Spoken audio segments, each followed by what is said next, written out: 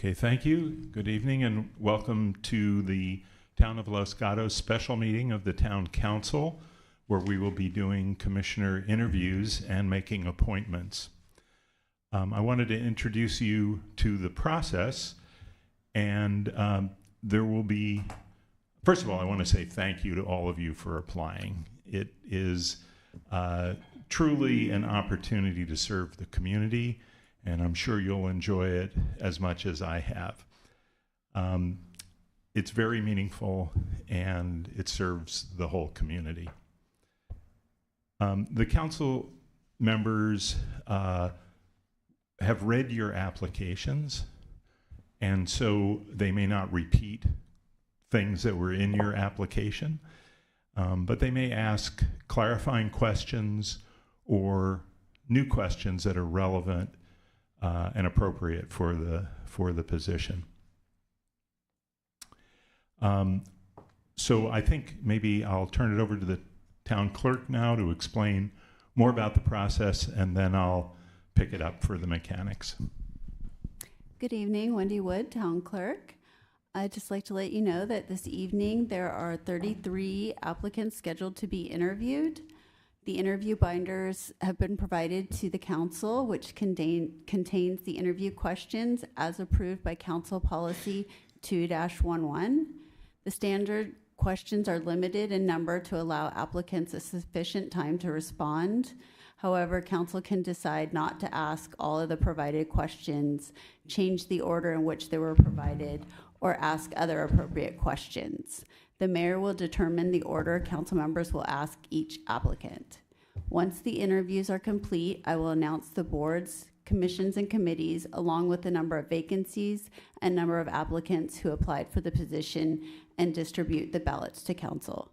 Once the voting process for the boards, commissions, and committees is complete, I will announce the results. In order for a candidate to be appointed, a majority of 3 or more votes must occur. Now I'll hand it back over to the mayor. A question for the town clerk. Is there an opportunity for verbal communications? Yes, we're going to do that right now. Thank you. So perhaps town clerk would like to call the roll, and then we'll do verbal communications. Councilmember Moore? Here. Councilmember Ennie? Here. Councilmember Rista? Here. Councilmember Padami? Here. Mayor Hudis? Here. And so now is an opportunity for verbal communications. The public may address the council about relevant town business, and would need to be about the subject matter of tonight's hearing, which is the appointment of commissioners. Would anyone like to make a verbal communication? You can fill out a card and present it. Don't see anyone rushing up. Is there anyone on Zoom who would like to make a verbal comment? There are no hands raised on Zoom. Okay. So we'll move into the meat of the matter here. And so to make the process as fair as we can, we've abandoned alphabetical order and for the commissions and for the applicants. So when we call your commission, we'll ask that all applicants for that commission come up and have a seat at the table with us. Then a council member will start any questions that they have, and I'll designate who that will be with. And then every other applicant will have the opportunity to either answer that question or to not answer it if they don't want to. And then we'll move on to the next council member. And so we'll take them in order of the way the council members are seated here generally, but we'll start with a different applicant for each question. So at the end, after all the interviews are completed, the council will deliberate and make appointments. That will occur pretty late in the evening, I suspect. So you are welcome to stay or watch on Zoom, and the town clerk will also send you an email notifying you about the status of your application. And so once again, thank you so much for your willingness to serve the town. And we will start with the the library board. And so if I could ask Vice Mayor Moore to address our first applicant, Helena Fontanelle. And I believe Helena is on Zoom. So, yes, oh, I'm sorry. All of the library board applicants, please come forward. That's Helena Fontanelle, Steve Curry, Deborah Lowe, Catherine Viselli, and Gail Gordon. Thank you.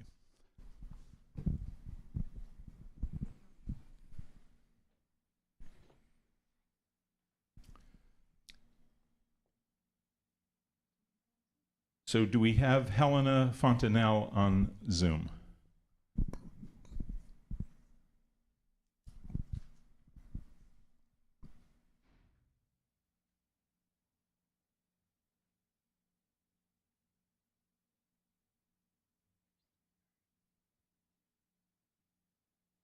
Hi, can you guys hear me? Yes, thank you. Oh, perfect. Good evening. So Vice Mayor Moore will start. Perfect. Thank you. Helena, the first question is for you. If you are appointed to the library board, what ideas would you like to see that board work on and explore? I would love to see programs continue to reach the community. Looking at the website, I see that we already have, and I was actually, as a mother here in Los Gatos, a participant on some of the children's targeted story time and some other programs of the likes. And I would love to see more of those programs extending through, younger teenagers, adults, and older folks as well, maybe mixing in some art and some other activities mixed in. I think I saw some crocheting there as well. So I think expanding on those kinds of things, kind of bringing all together with what the library could be for everybody would be one of the big things for me. Great, thank you. Yeah. Hello, this is Rob. Helena, would you like to elaborate on anything else in your application? We have all read your application. Is there anything you'd like to highlight or add to? I would just add, I think the application talked most about my life post being a CPA. So I think we have one of our vice mayor as well as a public accountant, alumni. My whole life was spent with a public accounting firm as a CPA, PwC. And I think this mix with, exposure to arts, which was something that was very passionate for me as a younger, adult, and then had to kind of take the back burner once, my accounting endeavors kind of took over. Now being able to come back full circle as a retiree in Los Gatos to be able to apply some of what I learned in that life as well, I think would be an interesting combination for the things that we could be doing at the board. Okay, thank you. Thank you. Yep. Councilmember Risto. I have a question because we do this different every time. I thought we were going to have all of the commissioners answer the first question, or are we each only asking questions of Helena, then we'll go to the next commissioner? I think we're going to do that. Okay. You know what? We're going to end up with the same situation So I would ask us to kind of jump back to the process. And so is Mr. Curry on the line?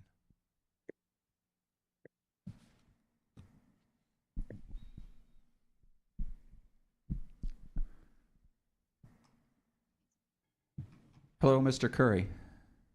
So before we, Yes, I just wanted to check. So if the next applicant, what's your name, please? Debbie? Okay. Would you like to answer Vice Mayor Moore's question? Absolutely. Ideas you'd like to see the commission explore in the coming years?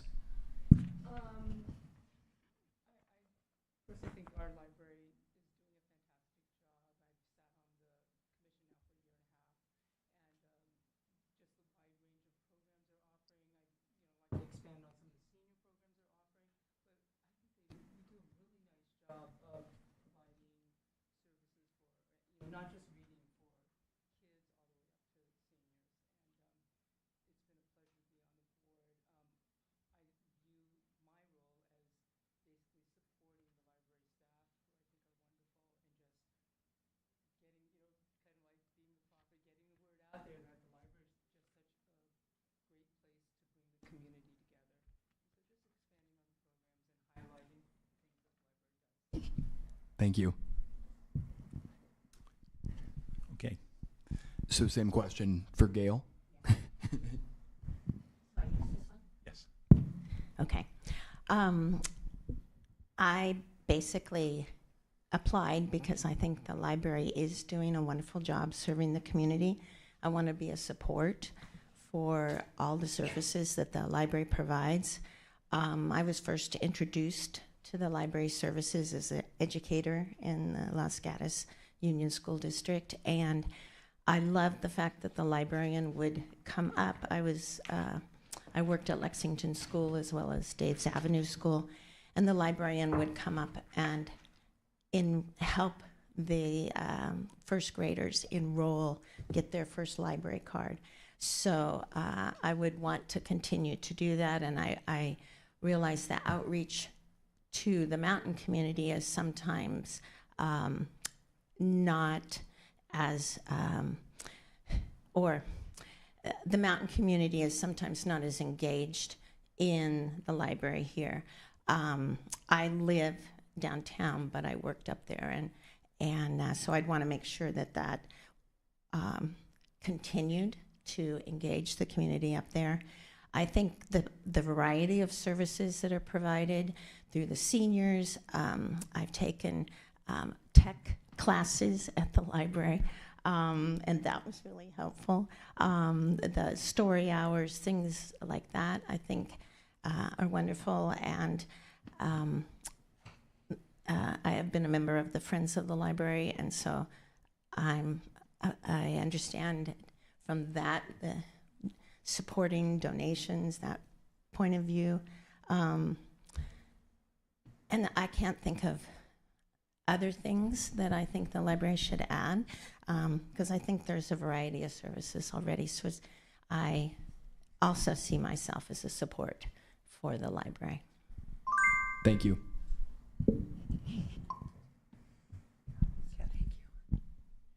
Hi, If you don't mind, just state your name and then. I'm Katie Viacelli. And thanks so much for having this process be open, and it's a great opportunity, and I'm happy to be here.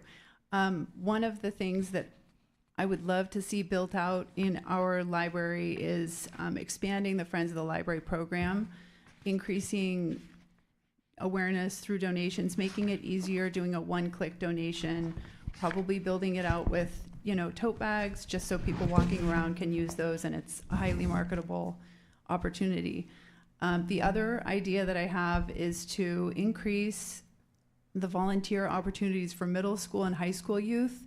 I'm the mom of 4 teenagers. My oldest is 20, youngest is 14, and 20 is not a teenager, but this same thing. I'd love to see that the library have opportunities for families to volunteer beyond just Friends of Library bookstore, maybe through events or supporting activities in the library.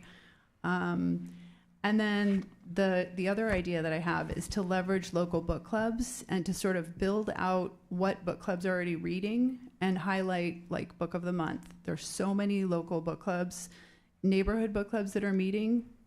And a lot of times what prevents somebody from reading or knowing what to do is what should they read next. And so if you had a bulletin board or you promote it on Instagram, you just sort of increase foot traffic and excitement around books. Thank you. Thank you, and maybe Mr. Curry would like to answer. Yeah, hi. My background is actually in marketing and promotion. So I mean, I'm always amazed every time I visit the library or I visit the website on all the breadth of services that our library provides. And I think that we can really get the word out more and communicate to the community. I think that to a large extent, all of us who are parents, survived in the library when our kids were young. And as the kids get older, I think we lose touch with our library, but our library is still providing a lot of services. And so I think that, one of the things that I would really like to help with was to promote and communicate the services, to the community. Thank you. Councilmember Rennie, perhaps you have a question for Mr. Curry while he's on the line? Okay, well, I did ask Helene just if she had anything she wanted to expand on, so I guess I'll ask the same question of Mr. Curry. You know, I think that what I wanted to get through in my application was just that I had sort of, you know, through my time with Los Gatos Leadership Program, as a parent, as someone who's just helped my parents move out of their house and had a lot of books to donate and everything, that I've seen the library and touched it from a lot of different areas. And I was, you know, very excited at all the things that we do, and just want to help. Okay, thank you. Same question for Debbie. I think what I would like to see us work on is expanding alternate ways of getting books or to like the senior community. A lot of them aren't as mobile as they can be, and coming to the library might be difficult. So if we could expand our like tech, you know, internet, it's not so much access because we have fairly good programs, but how to use it and how to navigate the system so that seniors who are maybe homebound or and kids with special needs can access library materials that way. What else would I like to see besides a coffee kiosk back? I'm just kidding. I'm just. I also, you know, brought my kids to the library, you know, when they were younger, and just the library being an integral part of the community, expanding services and just getting it out more would be great. Thank you. Gail, anything you'd like to expand on? Prior to the pandemic, I remember I was very active in inviting authors to come and in having the local book clubs know what the book, the several books that were chosen for the year, and I'm not aware of that.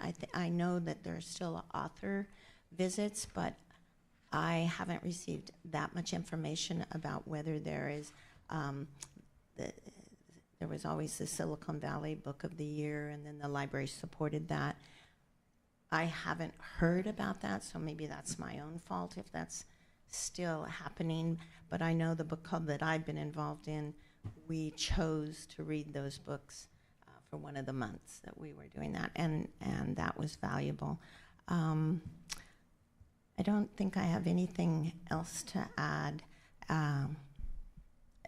It's just I had volunteered in different capacities, and now I'm looking to the local area, and this was the commission that appealed to me. Thank you. And Katie, anything you'd like to expand on? Just building on my application, my response is, I think my area of expertise or knowledge right now is the immersion, I think I'll use that word, that I've had in the youth, this, you know, middle school, elementary school, and high school in the community. And I do see that kids are reading less. I mean, that's just, they just don't come to the library to check out books, or they're not reading as much as they do.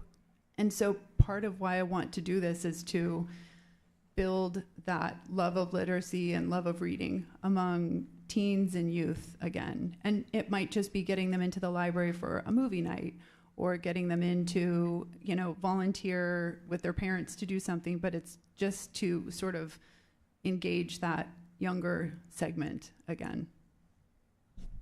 Thank you. Great. If I could ask Councilmember Risto to address a question to Ms. Lowe, please. I'm actually going to say I think we've covered, you know, we've had expansion on the applications. The applications are strong. I'm not going to ask another question. I appreciate all of you answering. That's certainly your prerogative, so thank you. Councilmember Badami. I'm going to agree with Councilmember Risto, so thank you for answering our questions. I think I have enough information as well. So thank you for the conversation and discussion. and we will wait until the end of the meeting to make our selections. Thank you all for participating, and the two of you on Zoom as well. Thank you. So now I will ask the planning commissioners' applications to come forward. We have one on Zoom, but Kyle Bohigian, Kendra Birch, Rob Stump, and Salma Mojadidi.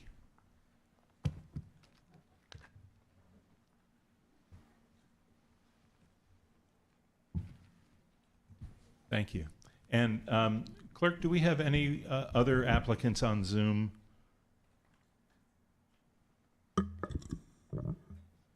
I don't see, Rasha had indicated he was going to be on Zoom, but I don't see that applicant on Zoom. Okay, I think we're still missing one. Is that correct? So why don't we just start and then we'll figure it out. So Councilmember Risto, would you please start the questions with Kyle Bohigian? Yes. Hi, Kyle. And I'll have the same question pretty much for everybody.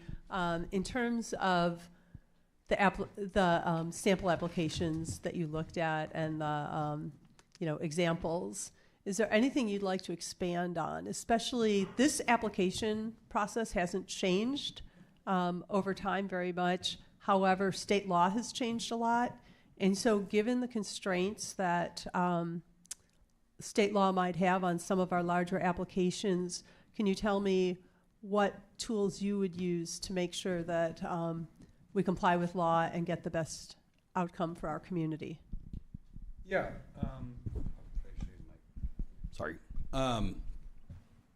Yeah, in addition to, I think, the importance of always looking at the town code and the general plan and trying to align ourselves with that.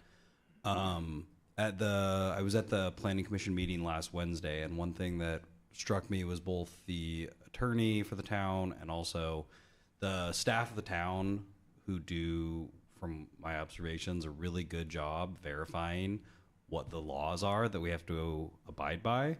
I would do my best to take their counsel into consideration on everything and make sure that we're both abiding by state law and state code while also doing our best to adhere to our own town values. Thank you. Great answer, pass. Actually, a lot of what was said is very, very accurate. And of course, we're now in an environment where we're dealing with builders' remedy projects, which are a new frontier, literally, for everybody sitting around this table. And so, as a new commissioner, boy, need to reach out to those people that are steeped in the expertise, whether that's our community development director, other planning commissioners, and again, letting the general plan, the town code continue to be our guide, as well as our own design guidelines that are not only contained in the general plan, but the additional design guidelines that the commissioners have access to and need to use as part of being a planning commissioner. The microphone's new. Okay. I think, yeah, the town has obviously some challenges with the new state laws and the applications that we have coming up in front of us. And I think one of the ways that I would want to work my hardest is to work with the applicants and the developers in making sure that these upcoming applications are meeting what we want as far as neighborhood compatibility in architecture and design. Obviously, we know that our hands are going to be tied in many ways with a lot of these applications, but I still think that there's a lot that we can do in working with the applicants in making sure that we are bringing the highest level design to Los Gatos and delivering a top-notch product. Do we have anyone? Thank you. Yeah, let's see. Do we have anyone on Zoom? There was another applicant. The applicant that indicated they would be on Zoom is not on Zoom. And there was one other applicant, Selma, and we did not receive confirmation. Okay, thank you. Then we can move on. Councilmember Badami, would you like to start with a question for Ms. Birch? Ms. Birch, can you expand on your understanding of the housing element and associated implementation programs? That's a lot. It's a loaded question. Yeah, that really is. Obviously the town has got some numbers to meet for the state, and there was a lot of work that was put into the housing element and how we are going to be distributing those numbers throughout the town. And if I forget the second part of your question, forgive me. I always get so nervous in the middle of these things. I think that this year we're going to have to be leaning a lot on what we developed in that housing development and in the general plan. I guess it was out in the general plan, not the housing development. And like I said, I'm forgetting your question because I got all nervous.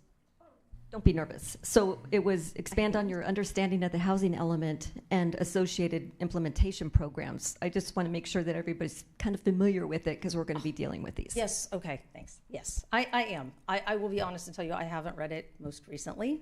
But I was pretty active on the Planning Commission when it was coming in front of us to review it and how we worked to get the state numbers where we're going to need it to be.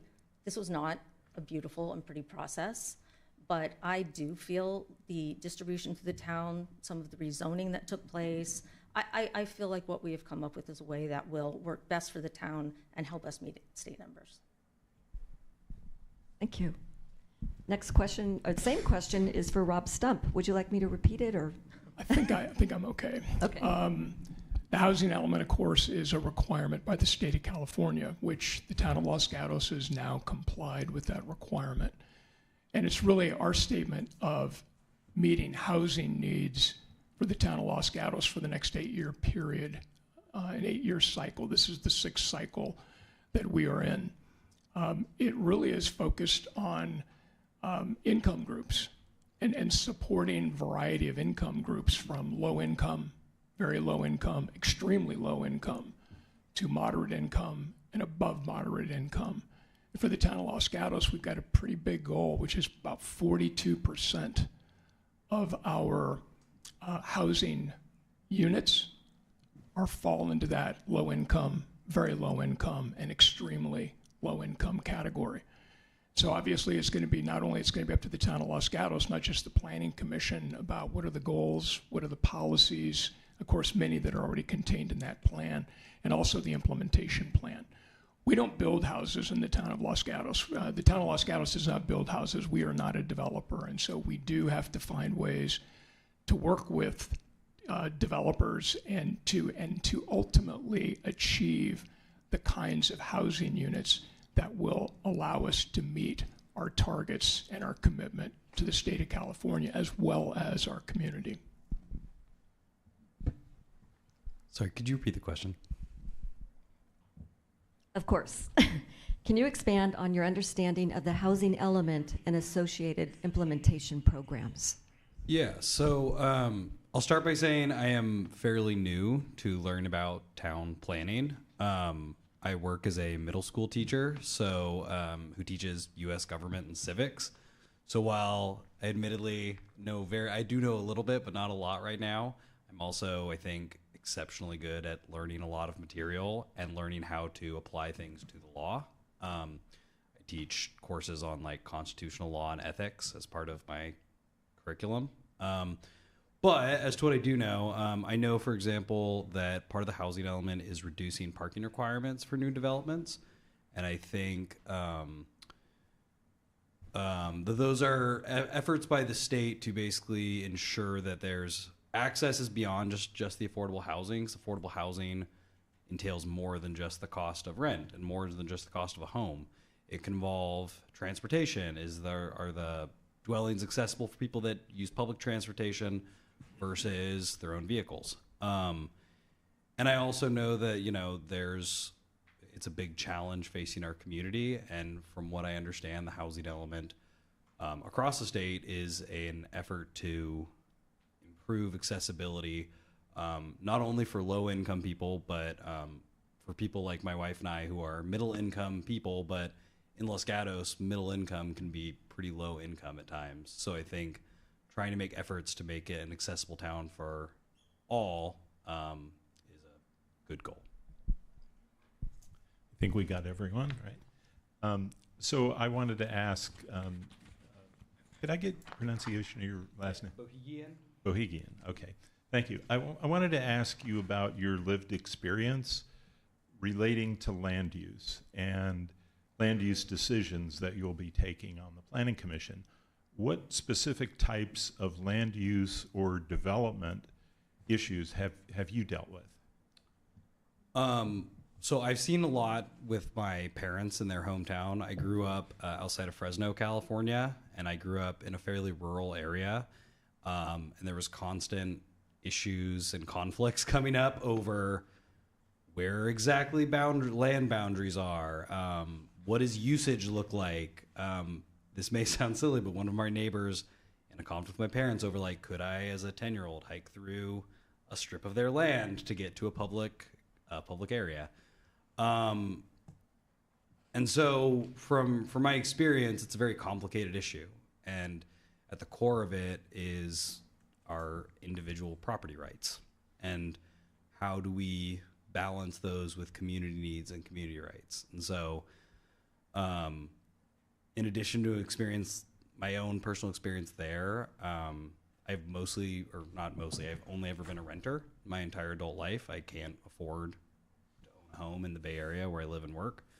But I know that I see those concerns. I work at Hillbrook School, and we, as I think everyone here knows, has a CUP that is pretty, at times can feel restrictive for us. At times, it's something that we deal with every day. And so it's definitely a concern I understand of balancing a school in the middle of the neighborhood and trying to balance the needs of both the neighborhoods with regards to parking, traffic, noise, as well as the needs of a school in that neighborhood. Okay, thank you. Ms. Birch, let me go to you. How does your lived experience relate to land use decisions that you'll be taking? And what specific types or examples that you have that would relate to those kind of decisions? Well, I feel fortunate that I think I have a lot of experience with this. I did sit on the Planning Commission for about 10 years. So, yeah, I do better on the Planning Commission than doing interviews.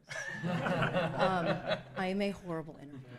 I just want everyone to know I know that. And we dealt with a lot, including Hillbrook. I remember many of those meetings, and you guys always had a good turnout. But I also deal with land use in my job. I'm a construction manager. Matter of fact, I'm currently working on some land use issues in Los Altos Hills.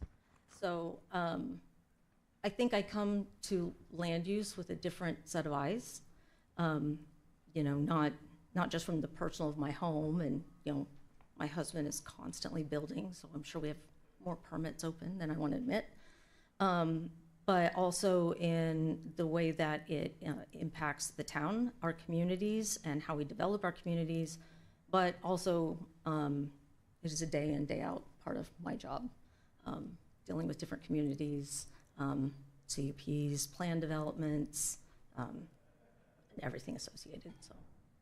Okay, thank you. Mr. Stump, you want me to? I think I can remember the question. First of all, with respect to land use and linking it back to the general plan, land use element is probably the most referred to element of the general plan for the Planning Commission.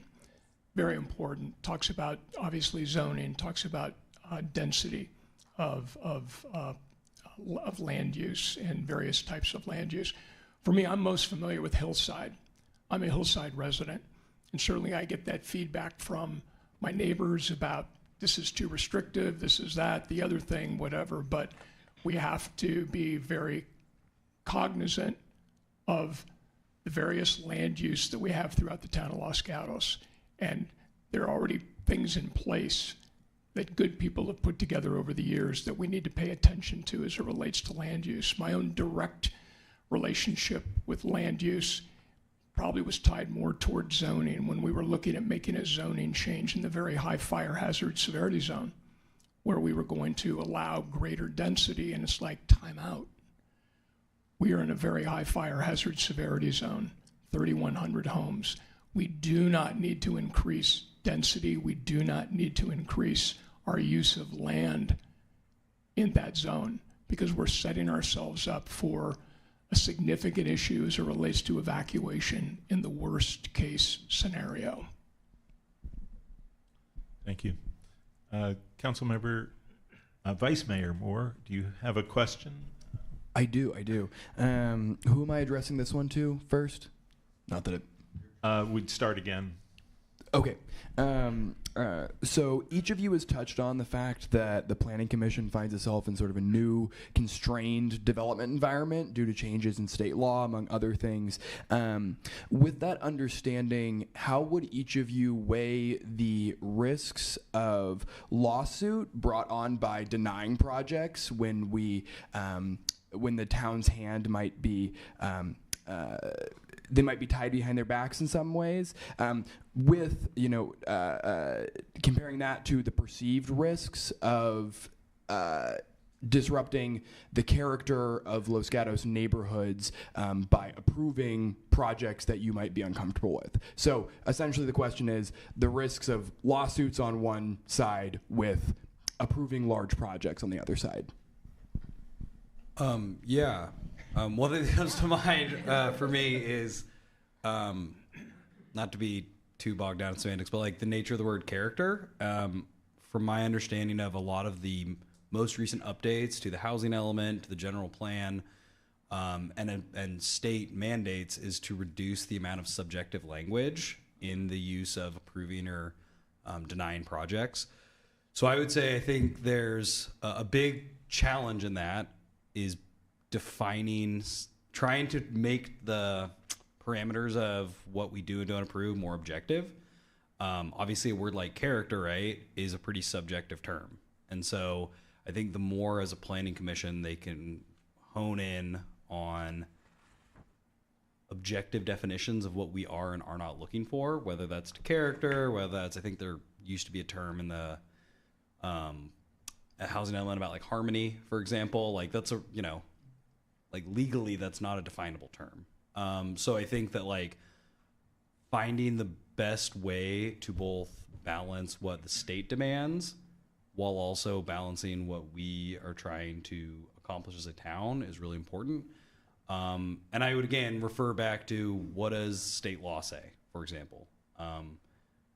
I think whenever you're violating any level of government above your own, and right, we are obviously at the municipal end, kind of the low end of the totem pole, government-wise, I think you have to be very careful about making sure that you're sort of checking the boxes of everyone above you to make sure you're not violating anything, because I think that's where lawsuits are going to be successful against the town, is when we are violating any statutes from the county or from the state, or probably not federal, but any level above us. Thank you. I think I'm going to take the approach when we start talking about legal action. It's probably not going to come from onesie twosies. It's probably going to come from these large developments that are on the books. And I can tell you as a potential planning commissioner, I'm going to pay particular attention to staff reports, because it's the staff's job to really lay the foundation for how the planning commission should act. That does not mean we don't have discretion. So I'm going to look two directions. One's to staff. Number two, the council. Because it's really ultimately going to be a council decision on some of these projects that move forward, especially as we talk about these builders remedy projects. They're probably going to sail right past the planning commission and ultimately end up with the council to be decided, because they are going to be hot topics. And so it's going to be a matter of us all working together, staff, planning commission, and council. And of course, planning commission, we serve in an advisory capacity to the council. And just any applicant can blow right by the planning commission by filing an appeal. So again, that's sort of what I'm going to expect. That it's going to be an interesting year, that's for sure. Agreed. Thank you. Yeah, agreed. Very much agree with everything that you just said. Being an advisory position,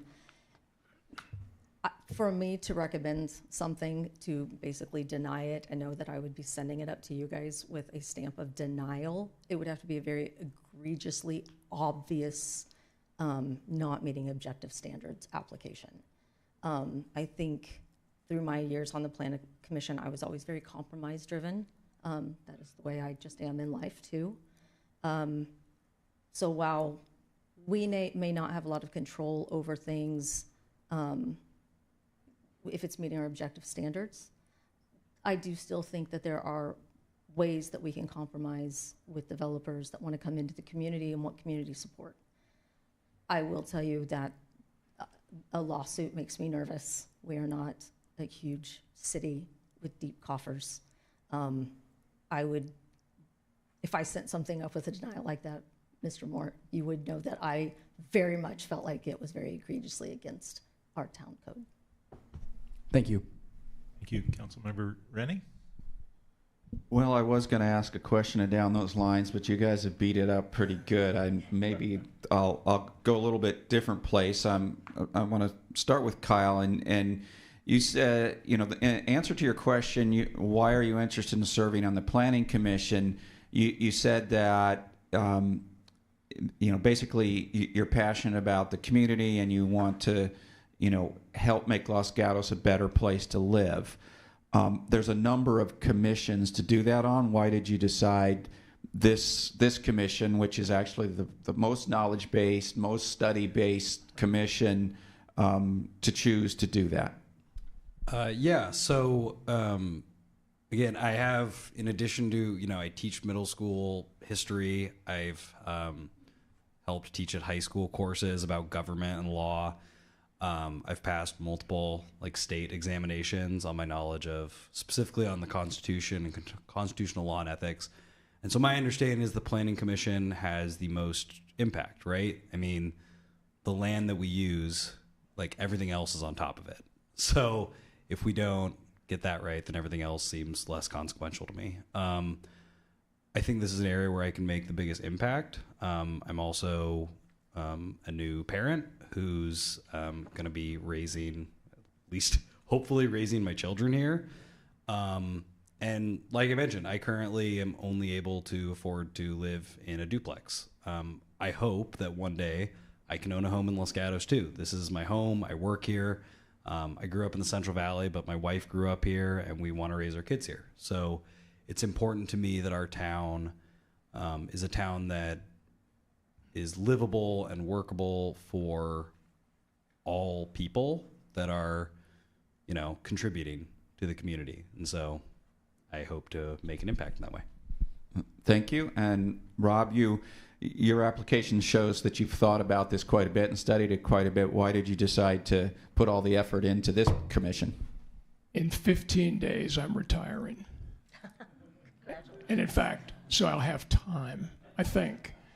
And even when I ran for council back in 2022 and started asking council members, well, how much time are you spending a week as a council member? Don't say mayor, just council member. It can make your head spin. And so the amount of time that you commit is beyond commendable. For me, it was a bit scary because I still had a day job, and I know that many of you do as well.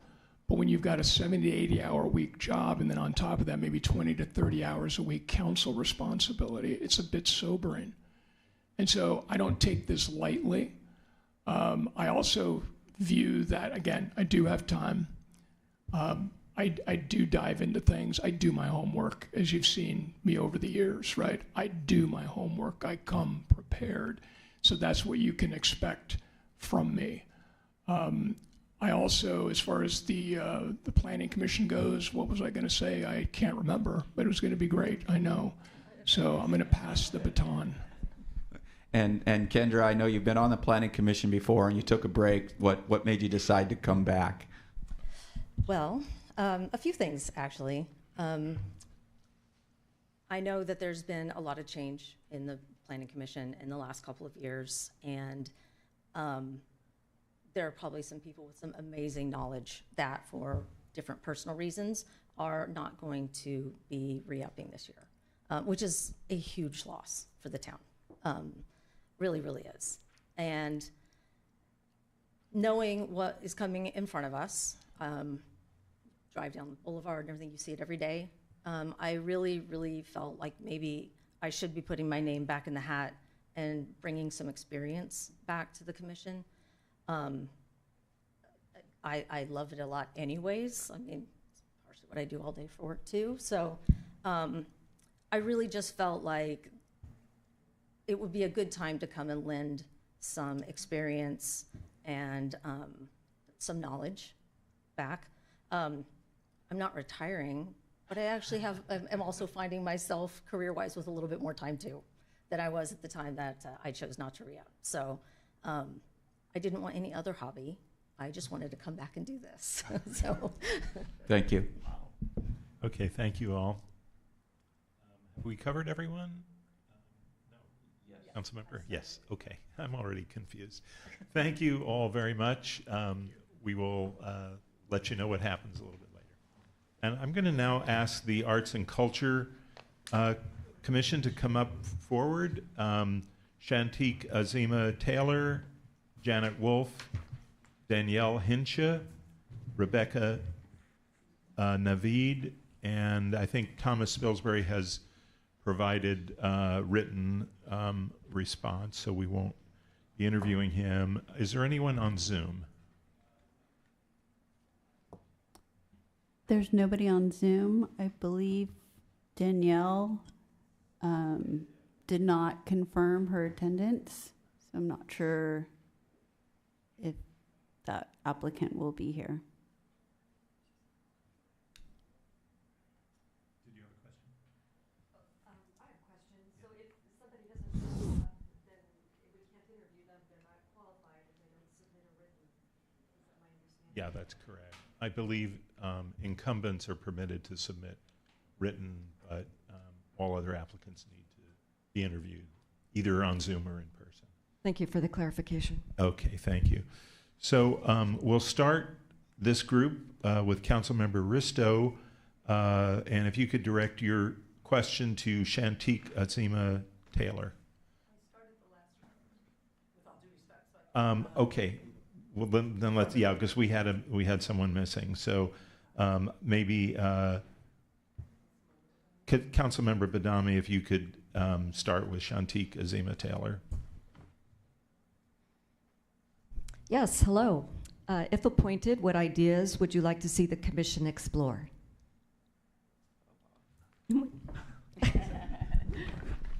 Thank you for the question.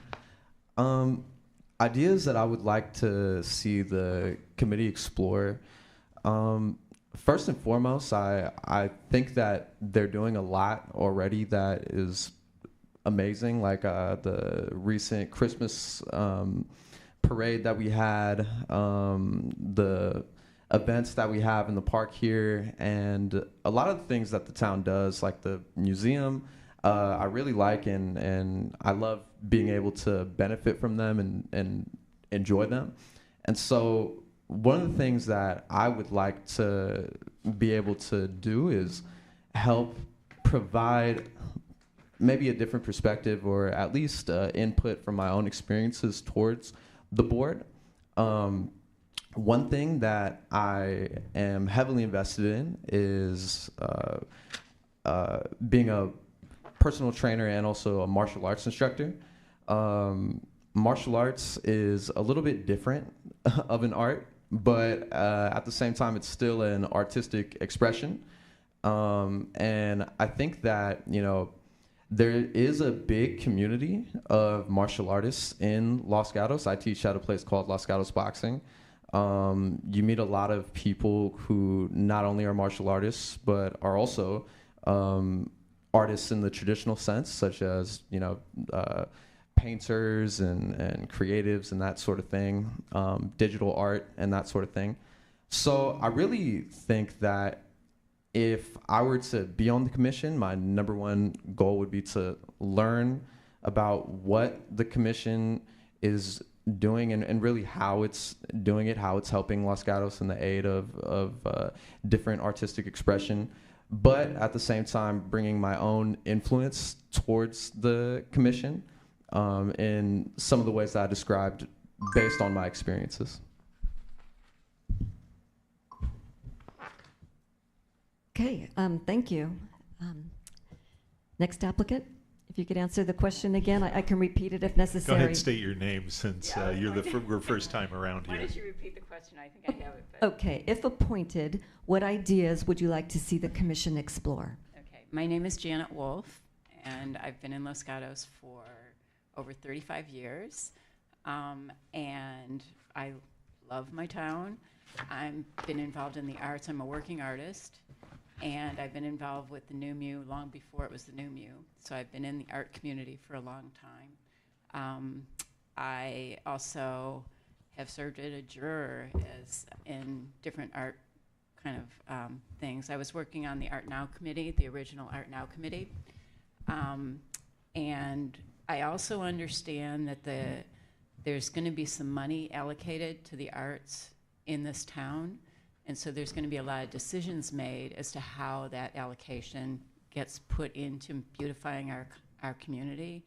And I'm very interested in that. And I also understand that there's going to be more of a grand plan for arts in Los Gatos. I know other communities have them.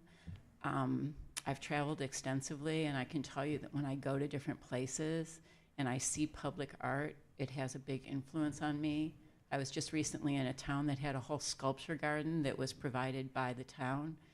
And I think that that's just a wonderful way to experience different places, cultures, what have you. And I'd like to see Los Gatos do more of that. We do a lot. We have some beauty in this town. I mean, the sculpture right outside of this area, I walk by it for the last 30 years, and I'm like, God, I'm so glad this is in this town. So I appreciate the art, and I'd like to be a part of making sure that that continues to grow in our community.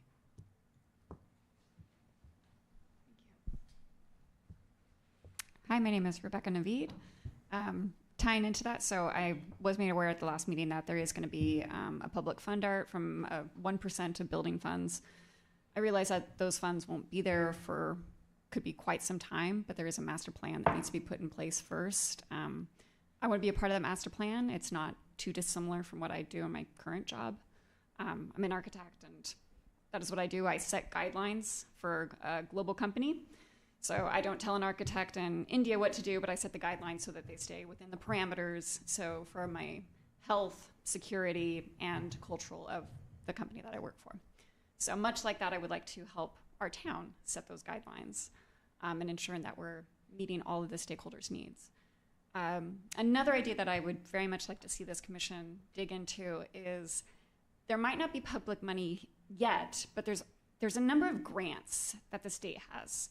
There's grants that the federal government has, and I would love to see us exhaust those. So the state of California has a grant for funds for art in community parks. That's 24, 25, 26. It'd be great if we could tap into that. And in looking at that art, I would really love to see the community. The static and the stoic art is beautiful. It would also be great to expand what we call art. So more experiential art. You know, art that every age can interact with and enjoy. So yes. Okay, thank you. Actually, I think you've all covered the question that I would have had. So I'm going to move to Vice Mayor Moore and ask that you start your question with Ms. Wolf. Perfect, thank you. You all each touched on this in sort of different ways, but just to drill down into public art a little bit, do you see any big gaps in public art in the town of Los Gatos? And I love your what you just said about expanding the idea of what we call art. Do you see places where we could do that in town, where we could really grow the public art that exists in the town? You know, I think that there's a lot that goes on in this town that the community doesn't even know about. I think that the New Mu is very active in putting together programs, putting together exhibits, putting together events, and I think that there's just a fraction of people in town that even know it exists. So I think that part of what we could do in the arts is do something more community outreach to let people know. I also think that it would be a great idea as we try and figure out what some of these projects are, to really do things to get the public involved in at least, some focus groups or something giving their opinion. And again, I think that maybe the outreach needs to improve, because as a citizen of Los Gatos, a lot of times things happen and I don't know about them until after the fact. Now, I take some of that on, that I don't keep myself as well informed, but I think that there's plenty of people that would be happy to lend some expertise, opinions, maybe not get as involved as be on the council, which is what I'd like to do. But I think that some outreach would help. And then in terms of the arts, I think that experiential things would be nice, to have things where people get involved, as well as, temporary or permanent art installations. So, Thank you.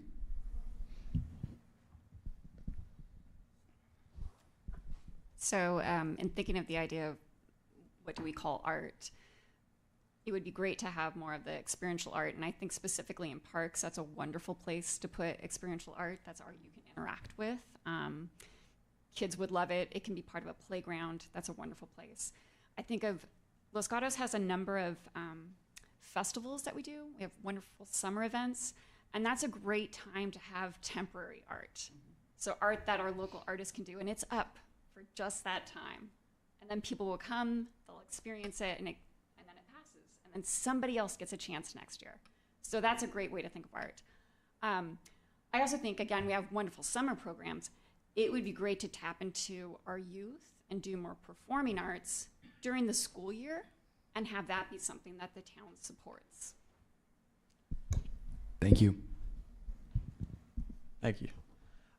So yeah, I think that there's two gaps that I would say could be filled. Number one, it actually calls to the Gateway project. I was doing some research on the commission. That I assume all three of us did that, but I was looking at specifically that Gateway project, and that piece of art that it represents the town. I had no idea how that actually got there until I started researching the commission. I said, "Oh wow, like this is where that actually came from," and knowing a lot of people in this community, I don't think a lot of people knew where that came from either.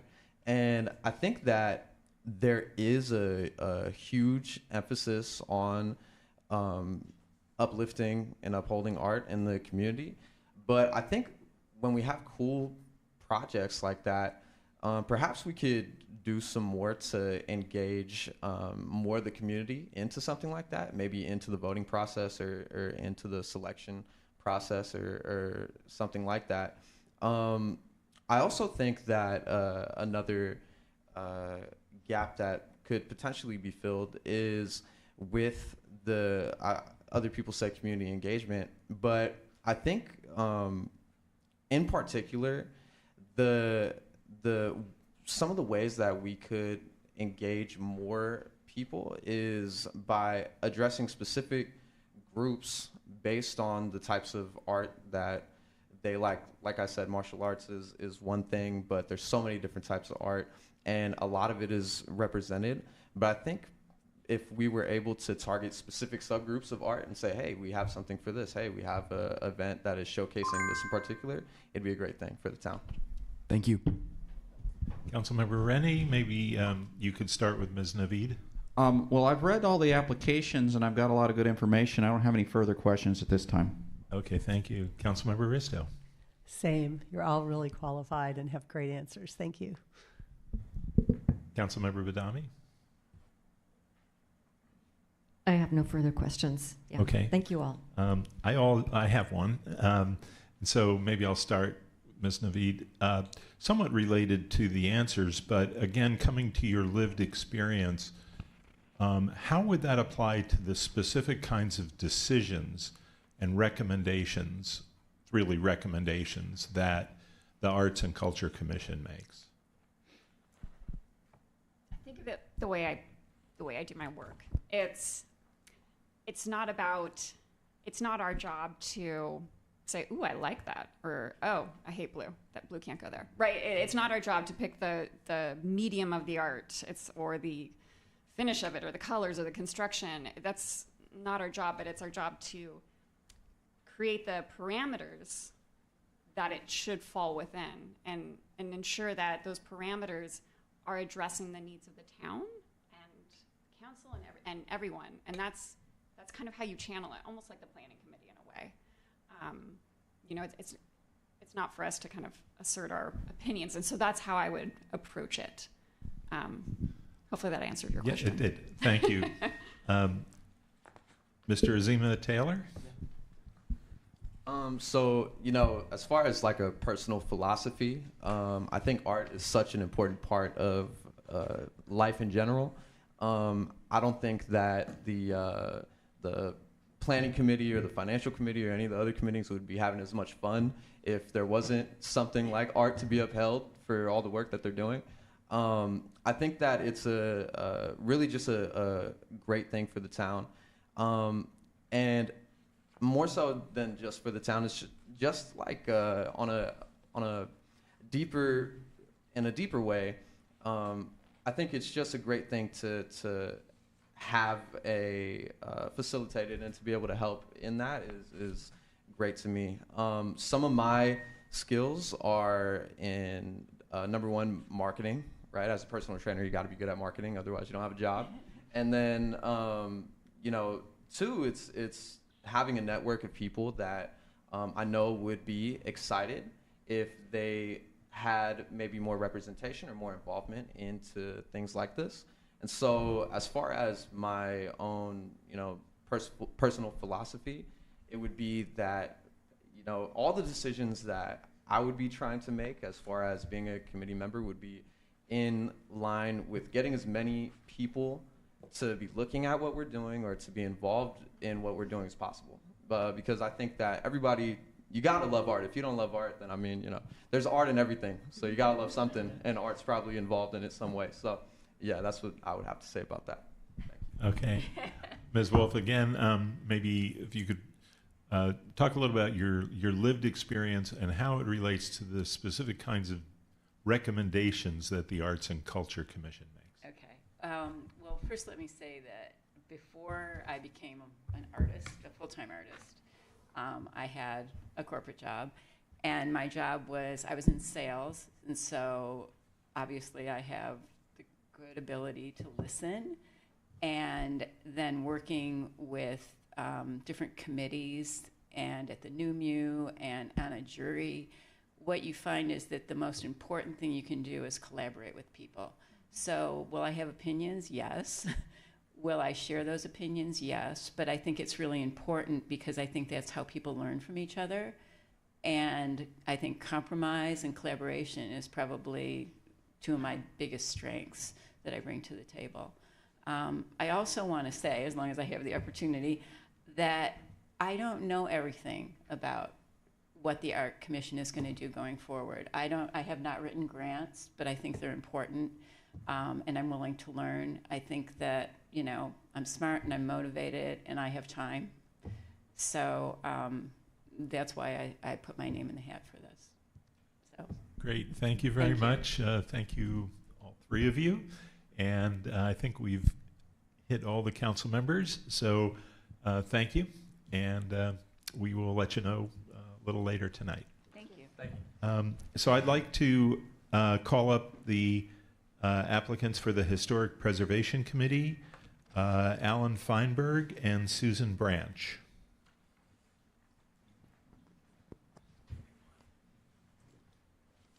Sit wherever you want.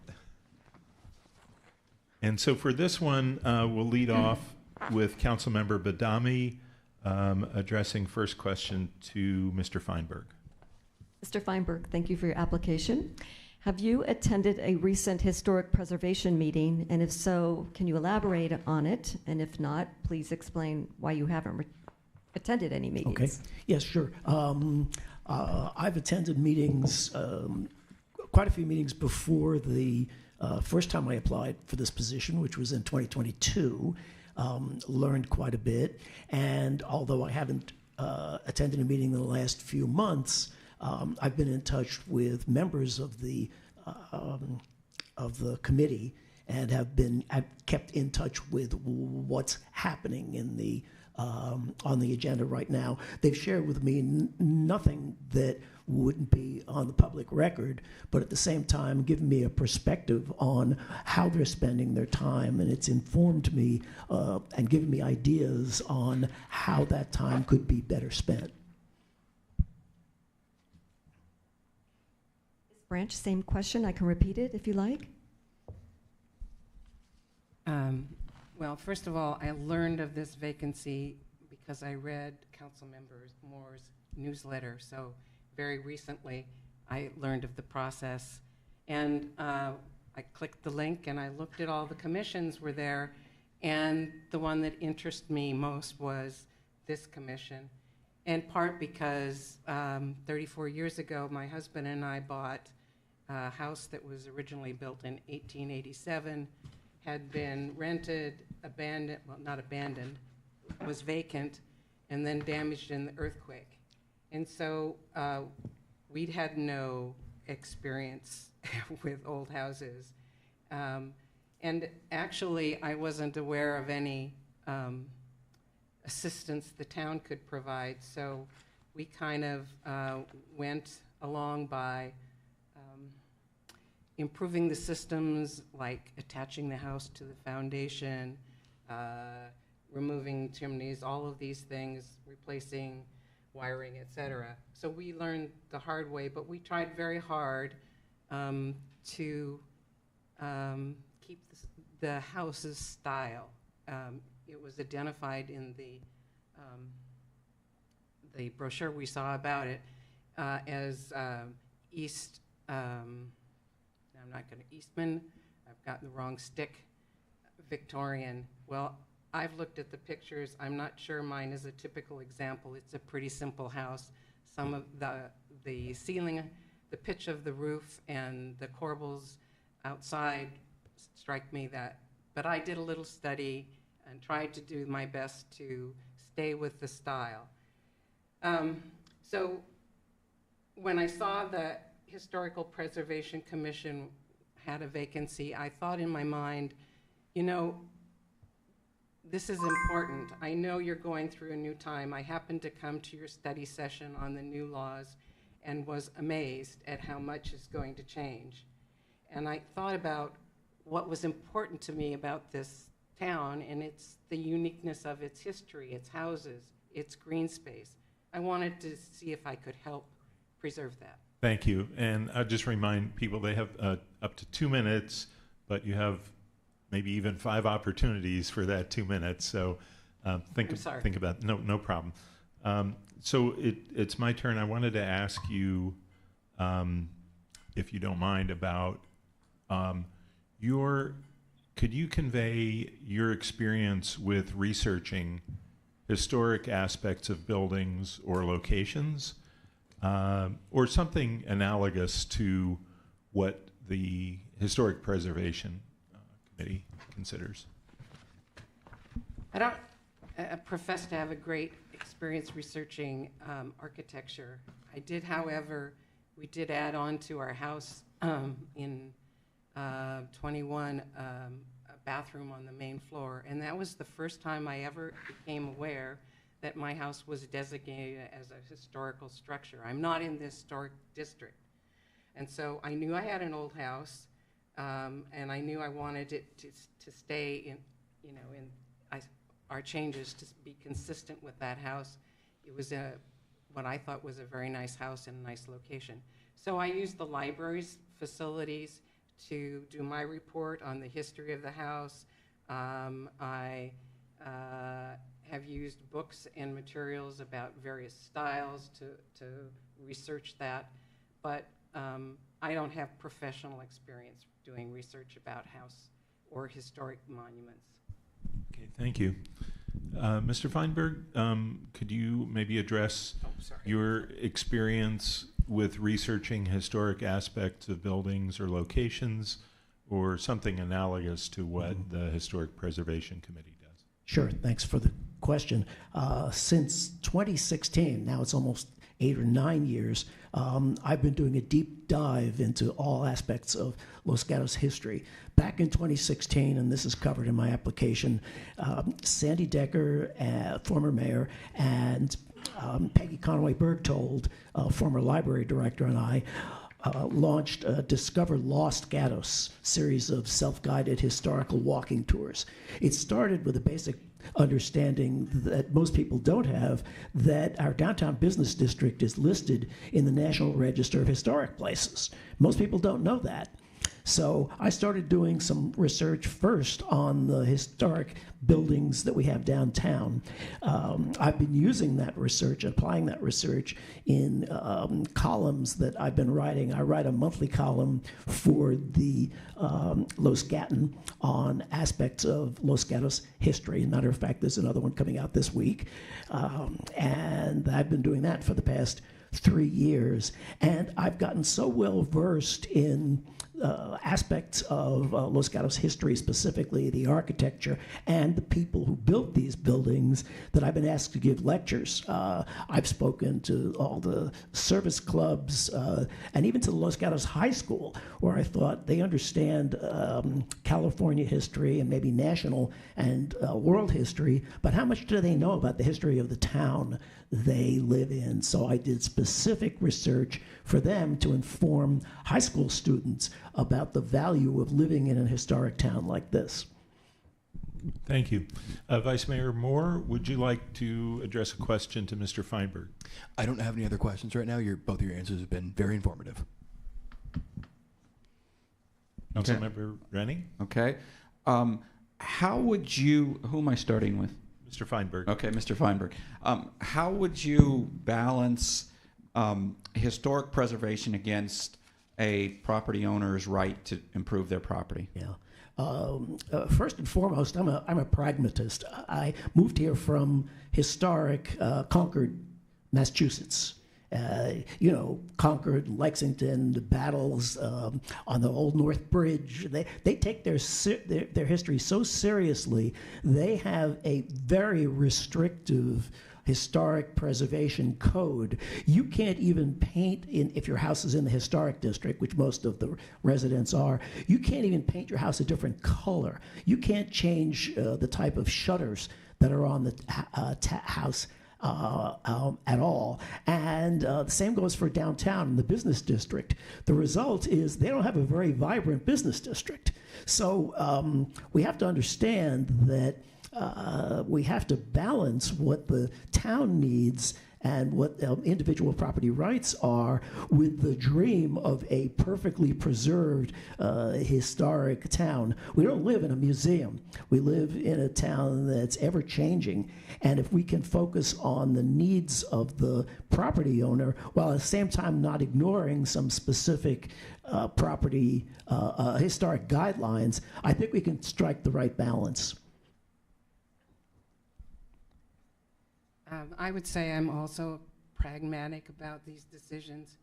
I think the important thing would be to preserve the essence of that house, but to recognize that people have to live there, and there is a rather substantial cost to trying to make everything period perfect, because you can't then buy anything that is a standard size, or you're talking about bringing in some changes to your house to make it more energy efficient.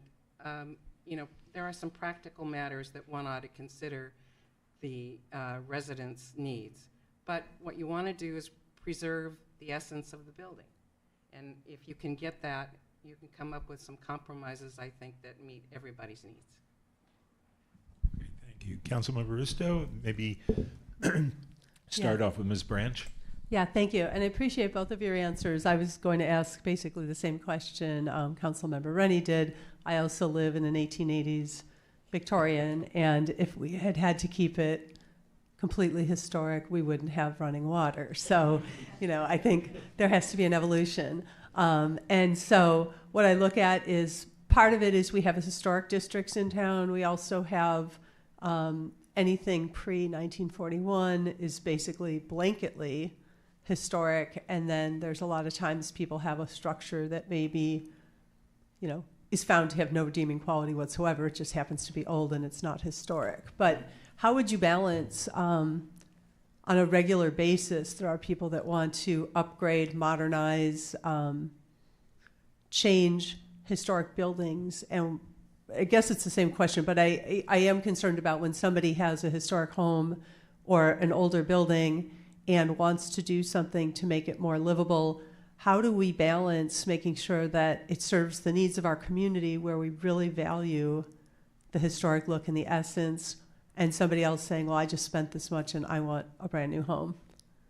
Like, how do you, you know, we do value that in our community, so I'm wondering how you would help enforce that and how you would balance somebody's request to change it a lot. Well, I've done part in due to the pandemic. I've walked a lot of the historic districts, and I think what strikes me about looking at the homes and maintaining the essence is that you're really looking at the front facade of the house. So I guess that's what I'd be most concerned about, changing in any way that is going to disrupt the style, the essence of the building. But there are ways to add on in the back to provide some of those conveniences that people want and maybe need. So I would be looking for ways to allow those changes to go forward. But when you're a resident or a visitor, you walk by and you see a historic house and you see what was really nice and wonderful about it, because you're seeing the front part. And you know, yes, the back should be consistent and should have, you know, not be an entirely different thing, but you can allow for some changes you might not otherwise want to do. On the subject of 1941, by the way, I'm mystified by that date. I don't understand, no one can explain to me why something that was built before 1941 is historic. Remember, I moved here from Concord, Massachusetts. And, and when I take a look at all the times I've spent in Europe and friends I have in the UK, I tell him about 1941 and he laughs. This seems that to answer, go back to one of Councilmember Badami's question, what have I learned in the Historic Preservation Committee meetings that I've attended? They spend a lot of time on buildings that were built before 1941, requests for removal from the historic register, so they can modernize or maybe in some cases bulldoze. And it seems to me that the Historic Preservation Committee is down in the weeds worrying about a building that was built in 1937 rather than worrying about what's really historic here. Perhaps if we changed that date and focused on something that was built before, I don't know, 1921, staff would have less work, and the Historic Preservation Committee would have less work, and they could focus on things like what should we be adding to the historic preservation roster, rather than only on what should we be deleting from the pre-1941 buildings. Great. I think we've covered everything with our historic preservation applicants. Thank you. And we will now move to Parks and Sustainability. Thanks, everybody. Thank you. And so I'd like Parks and Sustainability, Reza Naveed, Kim Vreejan, Brant Corinson, Suresh Mohan, and Malcolm Gordon. And let me ask, do we have anyone on Zoom? Yes, we have Brent on Zoom, and I just promoted him to panelist. Okay. He should be joining us shortly. Okay. So I'd like to start with Councilmember Rennie, and if you could address your question to Reza Naveed, please. All right. Welcome, Reza. If you were appointed, what ideas would you like to see the commission explore? Sorry. No problem. I thought he was going in order. No problem. Check. Okay. I think a few things that I would be excited about exploring. One, I believe, is already on the table, which is the master plan for parks concept. I think it's incredibly important to me, knowing that the town is changing, knowing that housing is changing. I think higher density housing with less yards, I think, changes the dynamic. You're going to have a larger population of people that are looking for outdoor space. I think Los Gatos has a lot of it, and it's fantastic, but do we know that we're meeting the needs of everyone in the community? So I think I'd love to be a part of that. In addition, I'd love to understand, what are other communities and towns outside of Los Gatos doing that may be best in class in terms of park and service management? I don't know if that's already something that the commission looks at or the town looks at, but I think whether you want to call it a benchmarking exercise or just learning from other communities, that could be an interesting idea as well. And then, yeah, that's kind of the couple of things that I'd like. Thank you. If you don't mind, state your name. Hi, I'm Kim Bryan, and so the question was specifically about what I'd like to see the commission expand on? Is that Yes. correct? So there's a couple things. I think that parks in Los Gatos are one of the jewels of Los Gatos. I think that so much of the community uses them. So I feel like the commission is somewhat underutilized in the fact of getting input from the community. They don't seem to have a ton of agenda items. So it feels to me like maybe it's time to figure out what is the town looking for? What do people want to see more of? I saw that some of the things in the commission documentation is about doing an educational thing that kind of ties into what some of the arts commissioners were saying. Can we put in permanent scavenger hunts? Can we put in informational boards? I mean, I think we're losing a ton of our trees in town. I mean, as of I think it was 2018 or 2019, there was an article that said we'd already lost 3%, and that was before the storms and before the cutbacks by both PG&E and by the insurance companies. And I would just love to get, can we get more information out there to people about how crucial, which trees are important to us as residents, and if you have those trees in your yard, is there information we can get to people about how critical they are so that maybe they're less likely to remove them? I would love to see us have more native plants around. I think we have a lot of space. I support wholeheartedly if we have a huge lawn because there's kids using it and there's town members using it, but there's often fringes that are not being utilized that could maybe have more sustainable things. There's a lot of ivy on the side of Blossom Hill Park, for example, that is horrible for the environment and horrible for maintenance. And I had gone to a native plant symposium where there was this town of San Carlos was talking about what you were saying. They have a public garden that is, the town maintains all of the infrastructure and the watering and the whatever, and it's residents that do the actual plants, and they use it as a very educational thing. They have a lot of meetings there and educational things there, and I'd love to see some of that in town. And then finally, because I see I have 11 seconds, this is supposed to be parks and sustainability. I was kind of surprised there's not even questions on your interview about the sustainability component, and I just think we need to do more as a town. Thank you. Could we go to Mr. Corenson? Hello. And is this for the same question? Yes, please. I know you're already on the commission and been there for a long time. Thank you for your service. The question I'm asking everybody else is what would you like to see the commission explore? So is there anything new you'd like the commission to explore? I think mainly would like to extend what we've done now. And in particular, what I'm really excited about was our completion of a database as well as potential for our trails in town and our open spaces and how we can connect these trails together. And to do that would require us to work more extensively with Parks and Public Works, of course, but also the Planning Commission, which would allow us to perhaps have some zoning requirements or some requirement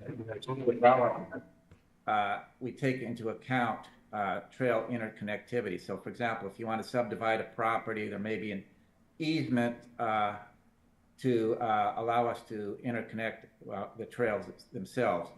And also, as I've been listening to the other commissions, we could work with them as well. For example, we work with them on heritage trees, and the Arts Commission, we've had one meeting with them, and we continue to work with them with which was sounded really exciting, was like the experiential art, and we can do that perhaps with some of our play stations in the different parks, which seem to me to be kind of a little bit tired right now.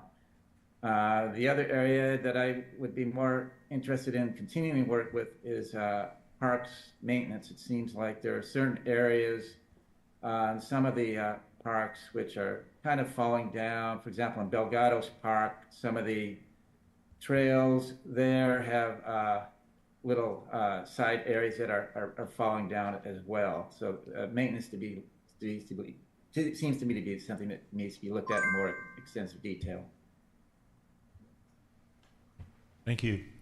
Councilmember, do you have a question? And if you could state your name, please. Suresh Mohan. Yeah, Thank so I'll repeat the question just for remembrance sake. So if you were appointed to the commission, what would you like to see the commission explore? What new things? I've been in Los Gatos 25 years, and I've seen the number of trees in the parks slowly, disappearing. The bigger trees, a lot of them have been cut or fallen in the storms, and there hasn't been any effort to replant or bring in new vegetation into these parks. At least nothing that I have been able to see. So that would be one of the first things I would focus on. Also, I would like more neighborhood involvement in the maintenance and sustainability of the parks that they are adjacent to. So these are my two ideas. Okay, thank you. Hi, my name is Malcolm Gordon, and I see the functions of the Parks Commission to make sure that parks are well maintained. So upkeep, cleanliness, making sure they're not vandalized. I think improvements need to be looked at. Improvements like adding bathrooms in parks that don't currently have them, for instance, would be one. I think pickleball is a big thing. So, where are good locations to have pickleball in the town without adversely affecting the neighborhoods and taking away tennis courts and other spaces from other activities. Expansion of the parks is probably going to be necessary, as was pointed out, with a big influx of population over the next several years. With either no yards or smaller yards, the parks will probably be more utilized, and we may need to expand parks if we have that opportunity. The open space we have needs to be maintained. I think an issue to look at would be invasive species. The lady over here talked about ivy. I'm sure there's lots of other invasive species in our parks that maybe over time we could get rid of that and have natural plantings. So those are some of the areas that I think the commission should focus on. Thank you. Okay, I think we covered everyone this round. Councilmember Risto, perhaps you could start with Mr. Mohan.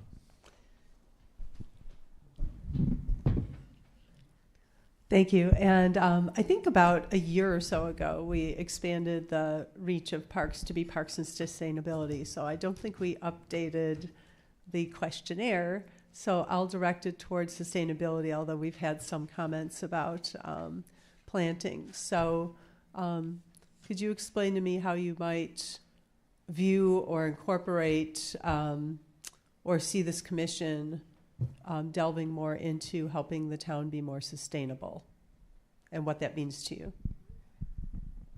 Well, volunteer opportunities, maybe, enlisting local neighborhoods to support the parks that are within their reach. That would be one way to reduce the cost of the town having to spend money on, maintaining the parks. More volunteer opportunities.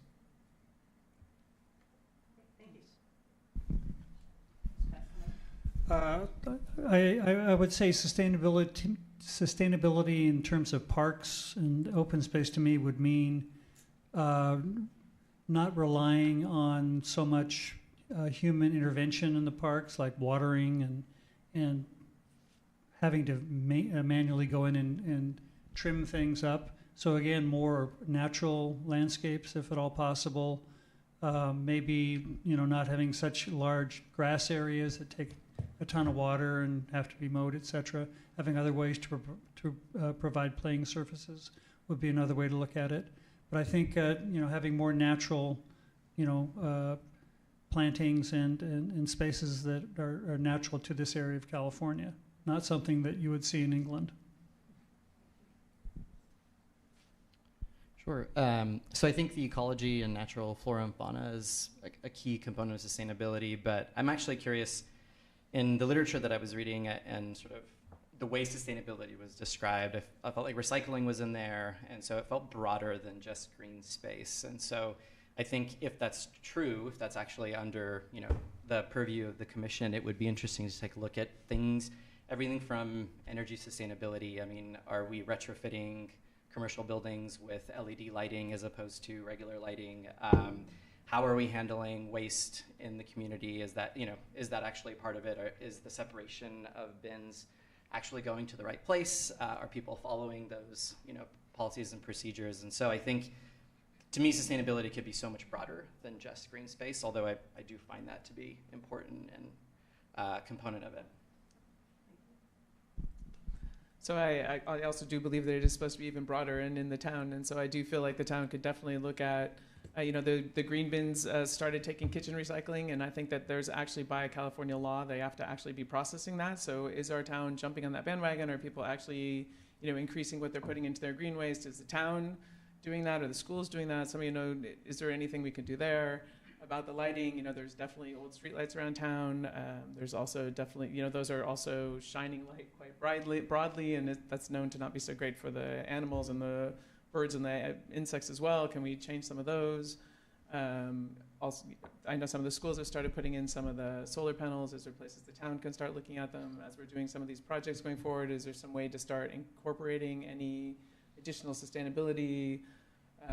I know we spend a lot of time and effort on bike paths, which I love, and the hiking trails and all those things, but getting the community more involved, keeping Oak Meadow, are there ways to put things for the kids to learn more about sustainability or recycling or, information boards or things like that around town? I mean, I think that there is a great opportunity to do much more for sustainability than we currently are, and I'd love to see the commission jump on that. Thank you. Mr. Carnson. I think directly related to parks, I think water usage is probably the primary issue we should be looking at, particularly in terms of automating the system. Trail usage and trail maintenance is another area so that you can avoid erosion, as well as how you eliminate invasive plants is another area. Some of the other discussion items seem to be worthy as well, but we had a discussion about that in one of our meetings, and it seems like that some of those are the purview of general town policies, which would also apply to the parks. Okay, thank you. Councilmember Badami, and you can address your question to Mr. Corenson while he's on the line. Okay, Mr. Corenson. Pick your favorite park trail and elaborate on your choice.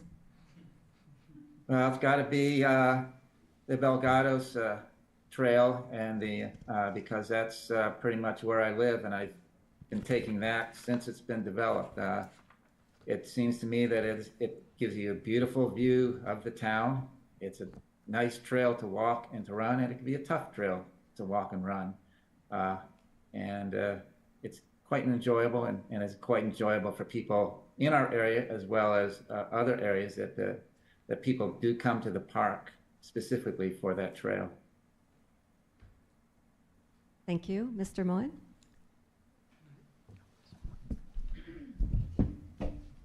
I'm also a fan of the Los Gatos Creek Trail. I walk my dog almost every other day, and it's with the water feature and the bike path and all the fauna, flora. It's quite a fascinating trail to be on. Thank you. I think a lot of the trails that we think of as being in Los Gatos are probably not Los Gatos town trails.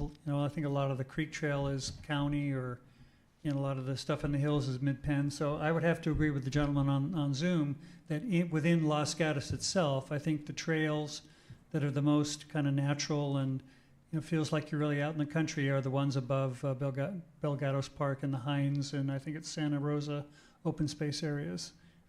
They're steep, and you get great views, and they're really enjoyable. So I agree, although I still feel like the Novitiate Trail that connects to St. Joe's is probably my favorite. I run there, I hike there, I walk there, the views are incredible, and yeah, I think it can't be beat. And the other thing that I can appreciate actually is after looking on a map, getting to the Jones Trail actually would be inaccessible if you didn't have the Novitiate Park there. And so I can appreciate that the access that it opens up is a big deal as well. So just to be different, I'll say Blossom Hill Park, because that is the one closest to my house, and that is where I walk my dog all the time, and where I run, and where my children play. And I think what I love is that they do become really community parks. I mean, my daughters have friends by Bachman Park, and all those parks, I mean, my daughters are now in their late teens, early 20s.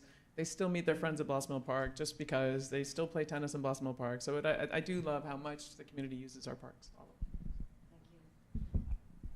Okay, thank you.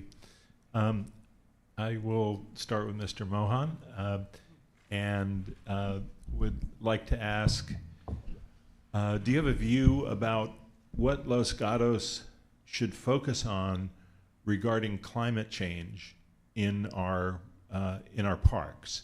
So yeah, so what regarding our parks should we focus on in response to climate change over the next 10+ years? I think the loss of our heritage trees in the parks, that's a big issue. I think we should take an active approach to planting more trees. And also water use, I think, would be, trees that do not require a lot of water. That would be another way to improve it. Thank you. I would say water use has to be the primary concern, so not planting or reducing the number of trees and other plantings that require a lot of water would be very important. And if you're planting new stuff, make sure it is low water usage, if at all possible, native species that are going to survive in our environment, probably even if it gets a little drier and hotter as well. So, and then, I think a big issue is playing surfaces. I mean, I'm very much against artificial turf. On the other hand, grass, sucks up water, and it's really not a great thing for the future, I think. But coming up with some other playing surfaces that would somehow mitigate the water usage, but not resort to artificial turf would be good. So I'll echo, obviously planting native plants and species, trees, water use obviously will be a big concern. But maybe thinking even outside of those parameters, how are we powering the facilities at parks? Could we install solar to run that? Are we making sure that we're using low water usage faucets and toilets in those facilities as well? In addition to any other, trash waste receptacles that are the parks, can we handle them better? Maybe cut down it in terms of, what resources that is taking up in terms of cleanup and park maintenance. Do you think a big part of it is planning and figuring out, where are spaces being used actively, and we do need to have a surface like grass where kids can play, and then where are the areas on the side that we can maybe get many more native plants that are sustainable, that need limited maintenance after the first year, need little to no water, are then more chosen conscientiously so that we choose the ones that are Davis has a list of the plants that grow the easiest. Like, don't try to make a garden that is a masterpiece, but instead have a lot of the same species that we know grow well, that will support flora and fauna in the area. I think there's a lot of informed ways to do that. I think there's a lot of knowledge around. I know that we've started along Los Gatos Almaden. There's a group that has tried to do some native planting. You know, if we do some lessons learned from some of the groups that are getting started. I sent you guys in my application some links to a group in Palo Alto that is the city of Palo Alto is giving them more and more areas to plant and support. They've come up with some partnership ideas where I think the town is providing limited resources and they're getting neighbors basically to volunteer, as someone has said earlier. So I think there's just a lot of opportunity to increase what we have. Thank you. Mr. Cornson. I agree with many of the discussions of the other applicants, and to me the most significant item is water usage, and that depends on perhaps the type of grass you plant, the type of hardscape you put in, and the type of drainage for that as well. Okay, thank you. Vice Mayor Moore, maybe if you could direct your question to Mr. Gordon. You all have had excellent answers. Nothing else from me. Thank you. Okay. Councilmember Rennie? I started it all. Oh, I'm sorry. We're all done. Okay. Then I think we've completed this, so thank you all very much for your participation, and we will let you know about appointments a little bit later this evening. Thank you very much. And we're going to do one more, and then we're going to take a break. So if we could have the complete streets and transportation applicants, Ali Miano, Elizabeth Tabinski, and Pradeep Kannal come up, please.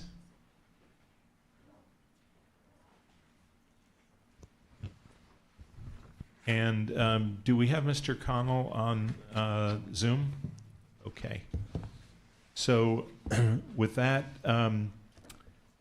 let's start. Councilmember Rennie, if you could address your question to Ms. Miano. Okay. Ali, thank you for your work on this commission. I know you've been on it.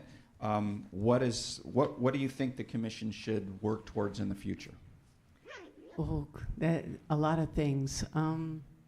I think we need to continuously look at places where we can make improvements in or suggest improvements in safety, especially for cyclists and pedestrians. I know I just read in the paper about a cyclist who was killed in a dangerous spot, not in Los Gatos, but I believe it was San Carlos.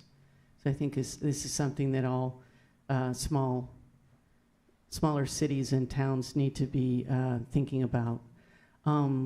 As you know, I'm also a big proponent of public transportation, so I'm always looking for ways to expand the community's knowledge and use of public transportation, our one bus that we have in town.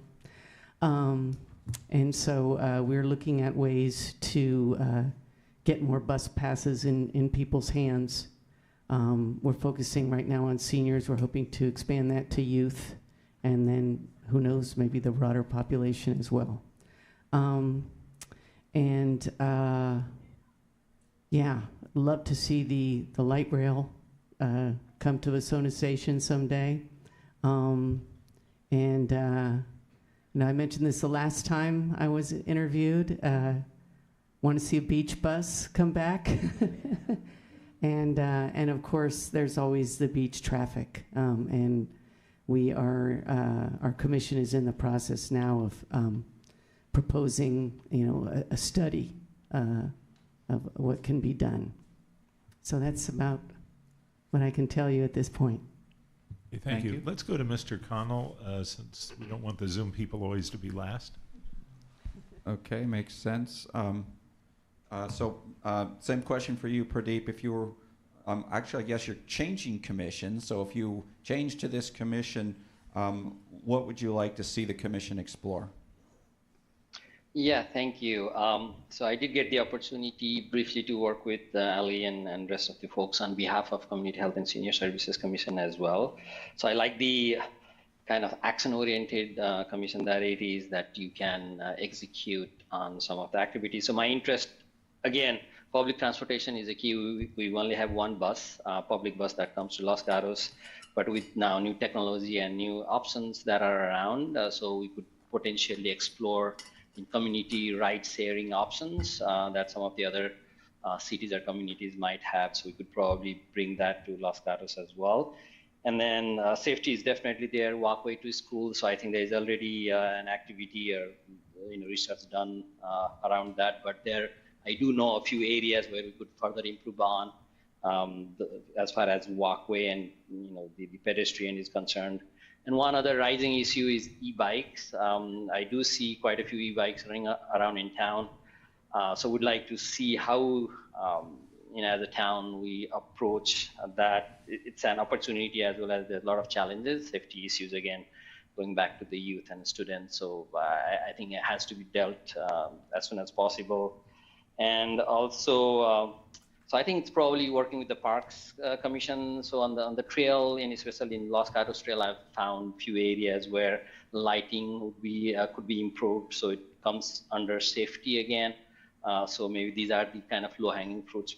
Hopefully we can tackle on an expedite manner. So these are the few things, but we agree with Ali on most of the high-level things that I want to work on as well. Okay, thank you. Elizabeth, you go by Elizabeth? Sure, we can call me Lisa. Okay. Whichever, yeah. So if you were appointed to the commission, what would you like to see the commission explore? Safety, time, so time spent on whether it be driving, cycling, and also access, extending the safe routes to school. Some areas are quite precarious, like Lark and Los Gatos Boulevard. My kids wanted to cycle to school. I said, no way, it's far too dangerous because we live just off of Lark. So on Lark at the moment, I don't feel like there's much guardrail, like they would have to go on the pavement or I would go with them. Better lighting, especially on the creeks. That's always an option if the road isn't, but perhaps, especially in the shorter days that we have right now, better lighting would be great. Increasing public transport options. I'm from London originally, so I'd love to see more buses. I heard you mention a light rail, that would be amazing. A school bus, I know that we had that at one point before my kids started school in the area. That would be wonderful to bring back and reduce traffic at those key times of the day. Parking, that will be an issue as we increase residential units around the town. I'd love to see bike programs at schools. We can teach safety to the children at school. When it comes from a parent, it's not always welcomed, but perhaps at school they'll be more willing to learn. And I would also like to learn more about the people who use our roads. I don't know how much data we have on that, but the difference between the commuters, residents, people going into downtown, they all have different needs, and how that can be addressed. Thank you. Okay, Councilmember Risto. Okay, thank you. And I think, touching on the fact that we will be adding more housing to the community, a lot of times people will comment, well, then we have to widen the roads. So how would you counter that? And what tools would you use so that we can increase the number of people in this community without increasing the number of cars for short errands? Would you mind starting with Ms. Tavinsky on that? Yes, so okay. Lisa, I'll go with you. Can you repeat, because that was quite a long question. Can you? Yeah, sorry, I'm thinking out loud. Fine. Basically, with our housing element, we do have to plan for 2,000 housing units. We only have 6 years left of the 8-year cycle, so we'll see what happens in the next 6 years. But how, as a commissioner, would you either work on education or prioritize what the commission is doing to help make sure that with added households, we don't have a commensurate amount of added car traffic? Well, I would say that we'd probably have to look at what's accessible, where I think there's that, they look at walkable towns, so we'd have to look at, well, what is walkable or bike, that I can bicycle to or some other transport. Like I said, I live on Lark. If I wanted to go and get milk, I'm going to have to hop in my car because otherwise it would be a 40-minute walk for me to get down to whether it be Trader Joe's or Safeway or something. So I think incorporating, I don't know if that is a possibility, but we'd have to build it so that there was more either shops or something within these residential buildings. I think public transport would be another one. And probably bike lanes, making safer bike lanes. I like the bollards that are along near the schools at least, because they feel like a bit of a defense against cars or just other electric or petrol, gas vehicles. So bollards would be great. It's just another safety element if you want to go on those. But I think really making sure that we're building it so that what is taken into consideration when building these new residential units is that there is something close by for people to get to.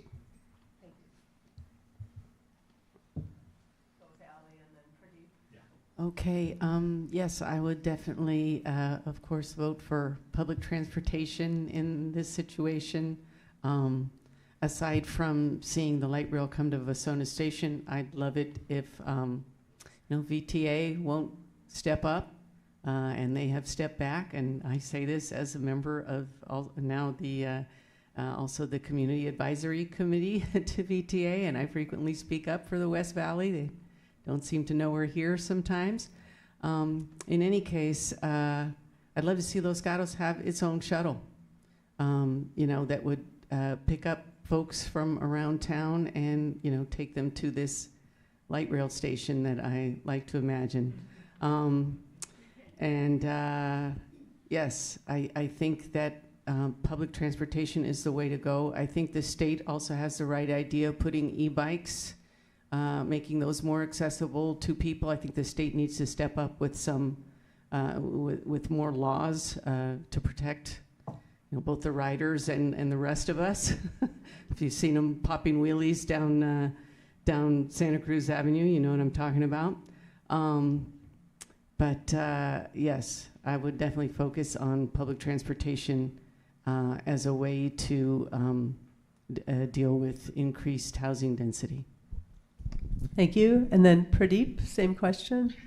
Yeah, I agree with both. So obviously retail density, I feel especially in the town area, Los Gatos has a bunch of retail shopping centers and options. So most of them are walkable. So maintaining that would be crucial to reducing number of cars running for errands and whatnot.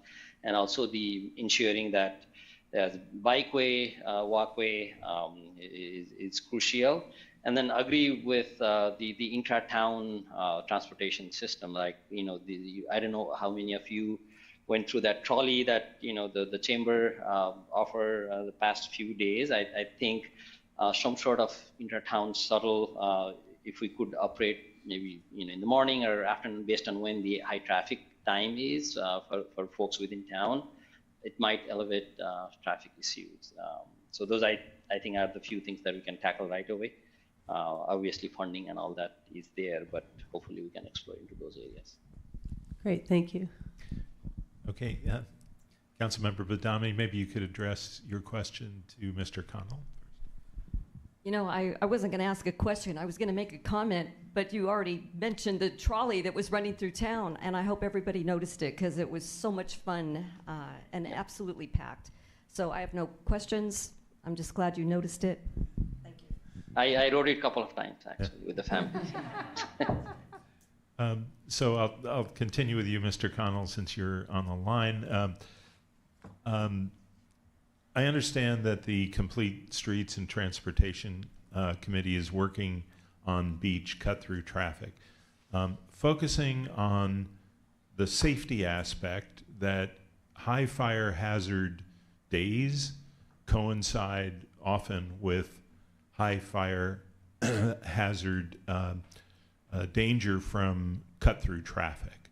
So you have, the heat, and you have people going to the beach, and those are often at the same time. Are there some ideas that the town should be pursuing more aggressively, given the safety aspect of the beach cut-through traffic? Yeah, I think it's quite a big issue. I've been in Los Gatos for 3 years now, so I've felt I don't think there's an easy fix, but I don't think there's an alternative to working with VTA. So I don't know how much of engagement we have with VTA already, but ensuring that there are options.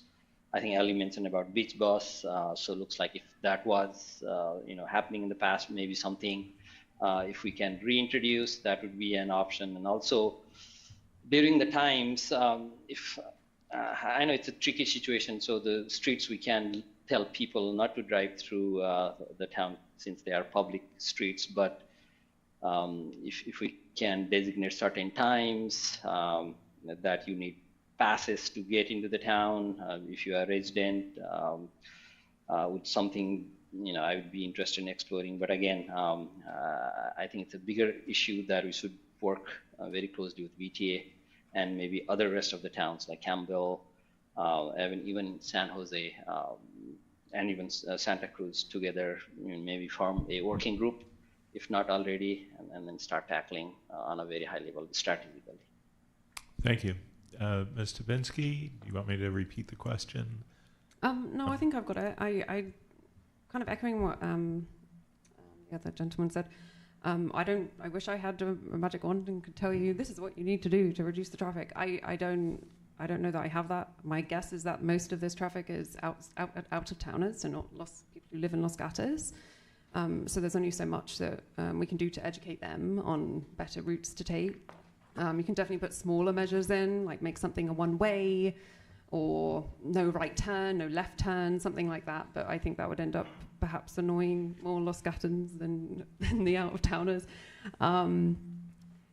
So I don't have a solution off the top of my head for that, but it would be something that I would love to hear. I don't live in that part of Los Gatos, so I'd love to hear more about the experience of people who do live there and the pain of it. I definitely avoid downtown at particular times because of that beach traffic. So I would just be open ears, honestly, because I don't know the answer of how to solve that. But I think trialing different things, doing some A/B testing would be great. Okay, thank you. Ms. Miano? Yeah, I think Pradeep hit the nail on the head that we need a regional solution. The beach traffic that comes through Los Gatos, I'm sure the vast majority of it probably didn't originate here. And so some kind of regional council or committee of some sort to sort this out would also be very helpful. And yes, I want to say it was almost a year ago, we had a micro-transit presentation. I think something to that effect might be helpful in terms of, if we get people interested and, enjoying not having to drive in that traffic, at least you'd ride it out on a micro bus. That might be another possibility for reducing beach traffic, but I do think we need a regional solution, and we need to put our heads together with the folks around us. Great, thank you. Vice Mayor Moore, do you have some questions? Yes, thank you. So there are dozens of really major, exciting potential infrastructure projects the town is considering, but they're all constrained by limited resources. So how would you prioritize and evaluate, sort of the recommendations that you provide to council on the most important projects to pursue? And I don't know who I'm supposed to ask first. Start with Ms. Miano. Perfect, thank you. I'm the lucky winner this time. I think I would just have to look at, the benefits versus, potential drawbacks of any project, and considering, how many people would be hopefully positively affected and not negatively affected by a particular project. I know that some of the projects we have going on now, including, the improvement around Highway 9, giving bikes and pedestrians access to the pathway that goes under Highway 9, as well as the bridge that we hope to get, bicycle and pedestrian bridge over on Blossom Hill near Vasona Park. These are all areas that a lot of people enjoy. And so I think that's one reason why they were and are a high priority. Thank you. Mr. Connell? Yeah, thank you. So I would put on my product management hat and then use these three metrics: impact, effort, and cost. What is the impact the project is going to have, how much effort it's going to take in terms of time, and then cost would be how much money it would require. So rank them based on those three high-level metrics, and then come up with priority list. I think those are both really good answers. What are some of the constraints that you're talking about? Am I able to? Money, staff resources. Yeah. You can't do them all at once, kind of thing. Okay. So it's not necessarily, okay. So I think that safety is really important. That would always be my number one concern, probably with my parent hat on.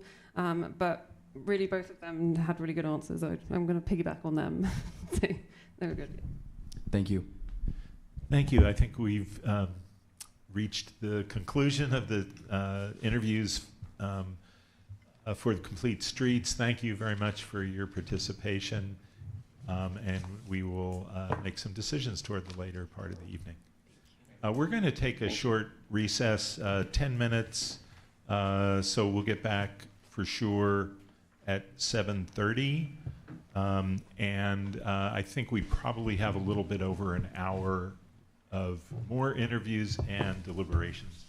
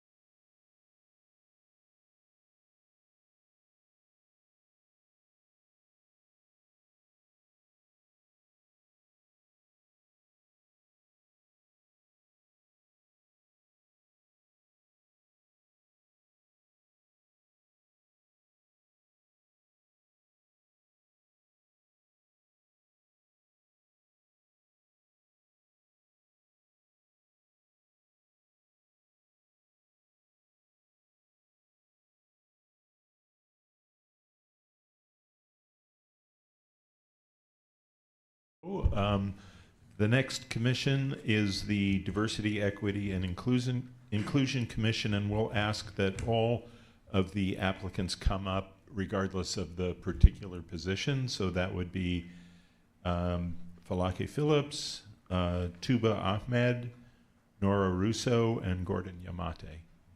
And do we have anyone on Zoom? Yes, Tuba and Nora. Tuba and Nora both. Okay, so we've got the full complement. So I'm going to start off this one with a question for Ms. Phillips. And so is there anything in the enabling resolution for the DEI Commission that the council should consider changing to enhance DEI in Los Gatos? That's a great question. One thing we've learned, this is a very new commission, you know that just about a year, and one thing we've learned is that everything takes a long time to do. So I will not be looking to change anything right now. We have our hands full at the moment, and we feel like we're trying to get through certain aspects of our working plan. So yeah, there's nothing I'll be looking to change at this point. Okay, so we'll go over to Zoom. Tuba Ahmed. Hi, good evening. Hi. So the question was, is there anything in the enabling resolution for the DEI Commission, that means, you know, the charter of what is the work that we expect them to do, that the council should consider changing to enhance DEI in Los Gatos? I have to admit, this is new to me. This is my first time applying to a commission, so I don't have a lot of experience with it, but I did read through the document, and I do think the aims and goals and vision that has been outlined are really well put, and we should definitely keep with those.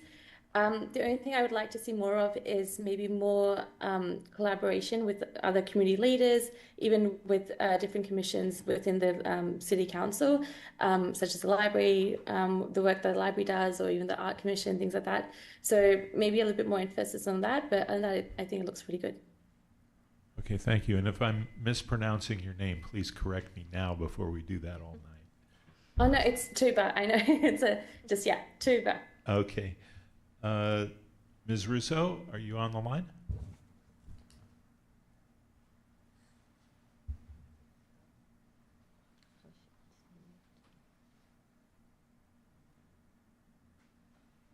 Oh, yes. sorry. Hi. Can you hear me? Yes, I can hear you. And if am I pronouncing your name correctly? Yes, and I apologize for some noise. I'm literally in the Burbank airport. Okay. But I got here nice and early, and my flight doesn't leave for an hour, so I think we're good. So my question was, is there anything in the enabling resolution for the DEI Commission, you know, that is the charter that the commission's been operating under, that the council should consider changing to enhance diversity, equity, and inclusion in Los Gatos? Well, if I understand the question, I'm not sure that changing the enabling resolution actually enhance diversity, equity, and inclusion. I'm not overly familiar with the issue, but I do remember hearing that there had been some questions as to certain actions the commission was considering or whether or empowered to do that seemed to be called into question by the enabling resolution. So I apologize, I didn't know that I should have looked at that, but without having it in front of me, I guess to the extent that the enabling resolution adversely impacts the commission's ability to do its job, then that probably should be changed. But again, as I said at the beginning, I don't know that that would in fact impact diversity, equity, and inclusion as a goal. Okay, thank you. Mr. Yamate, do I need to repeat, or do you have the question? I have the question, thank you. It's a good question, because I think the enabling resolution actually is quite broad.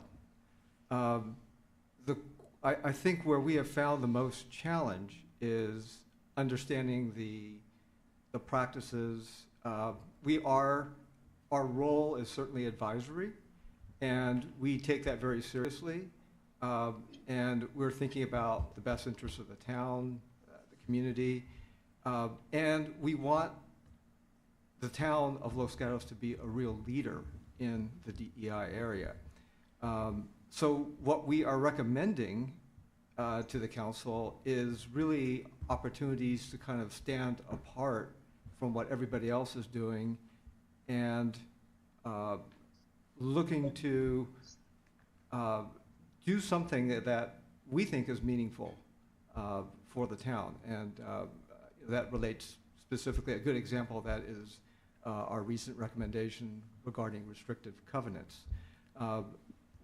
It really is educational for us. I mean, we have to ask that question: how did we get to this current situation of where we are one of the most highly segregated communities in Northern California? And I think that starts with understanding the history of how we got here.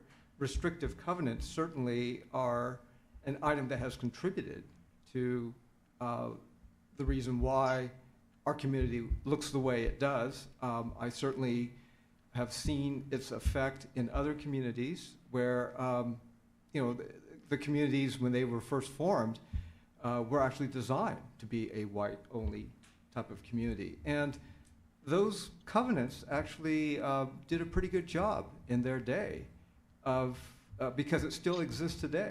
I can tell you there are neighborhoods where you will not see that much diversity. Thank you.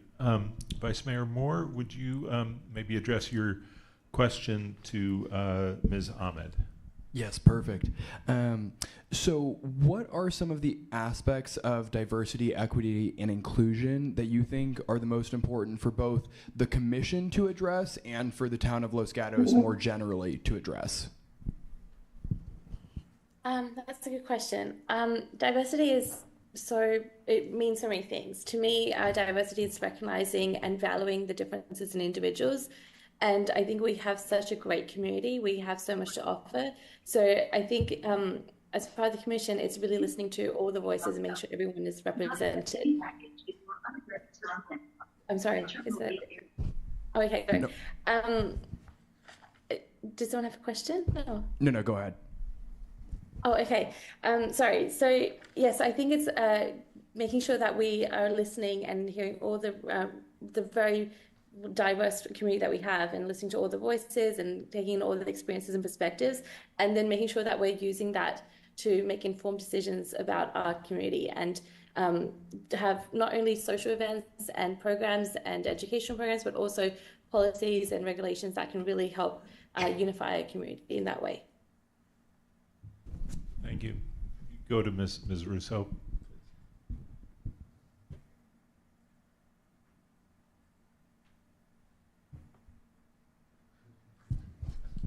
We can't hear you. Sorry about that.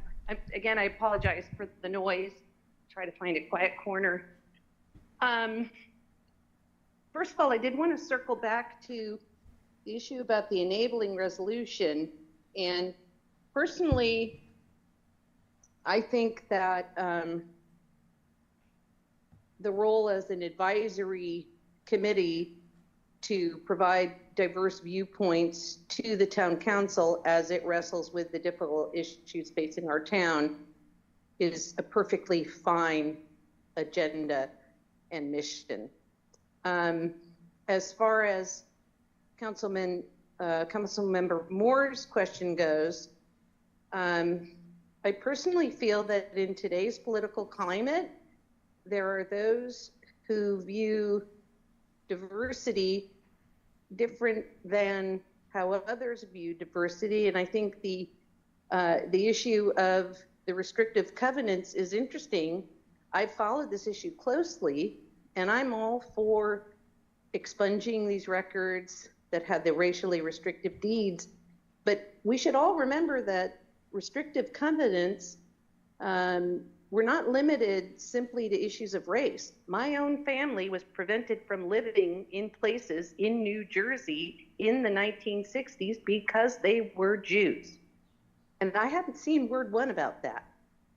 And so if the goal is diversity, equity, and inclusion, then it should be inclusion for everybody. And I looked at the legislation passed by the California legislature about this project of expunging these records, or restricted deeds, or whatever you want to call it. And it's not limited to race. It includes other categories.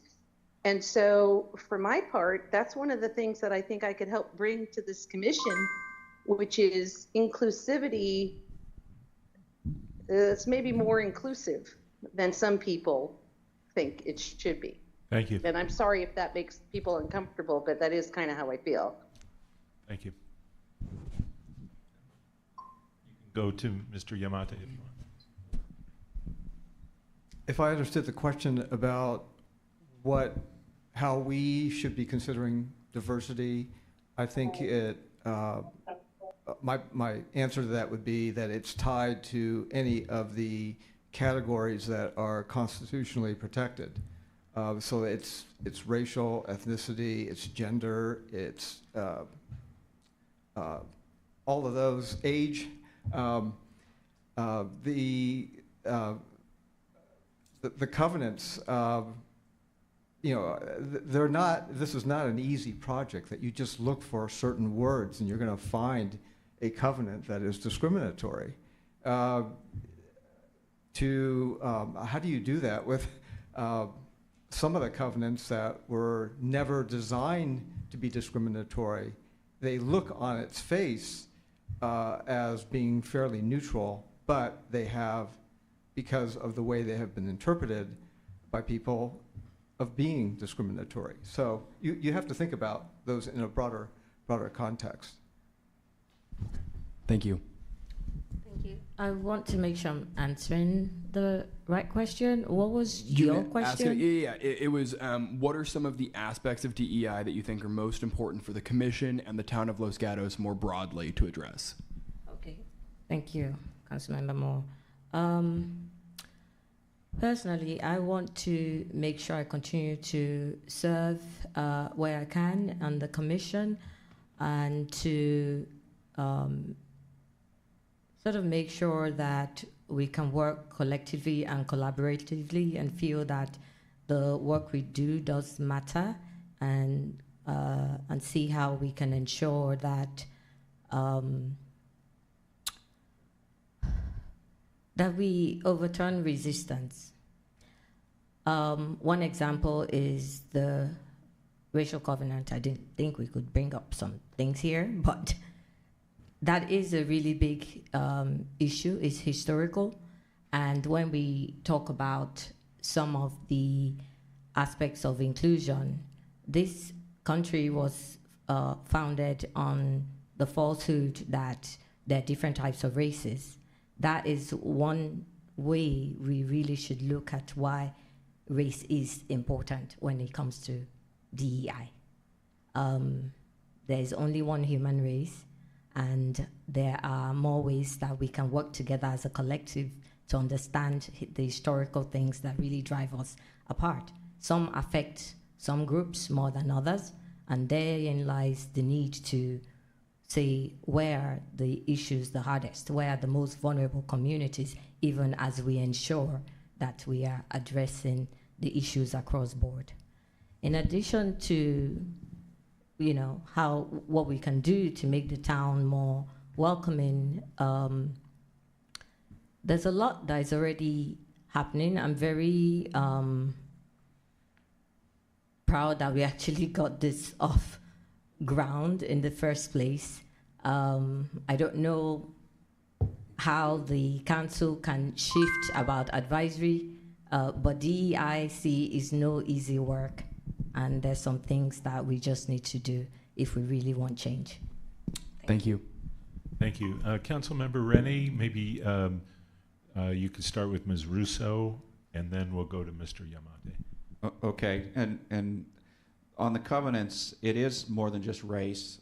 Well, there's certainly covenants in Los Gatos that had prevented Jews from moving here. I'm not sure whether that's a race or religion or a culture. Sometimes confusing in my mind. I want to give the applicants another chance to kind of talk about. So, Nora, I think I was supposed to start with you. What unique perspectives do you bring to this commission that would help it come up with new ideas and ways to be successful? Oh, I love that question.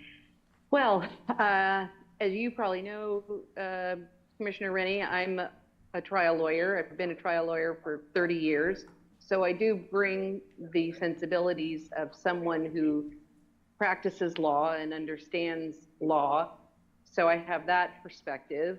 Of course, I'm sliding towards retirement, so I have the perspective of a person who's lived 65 years.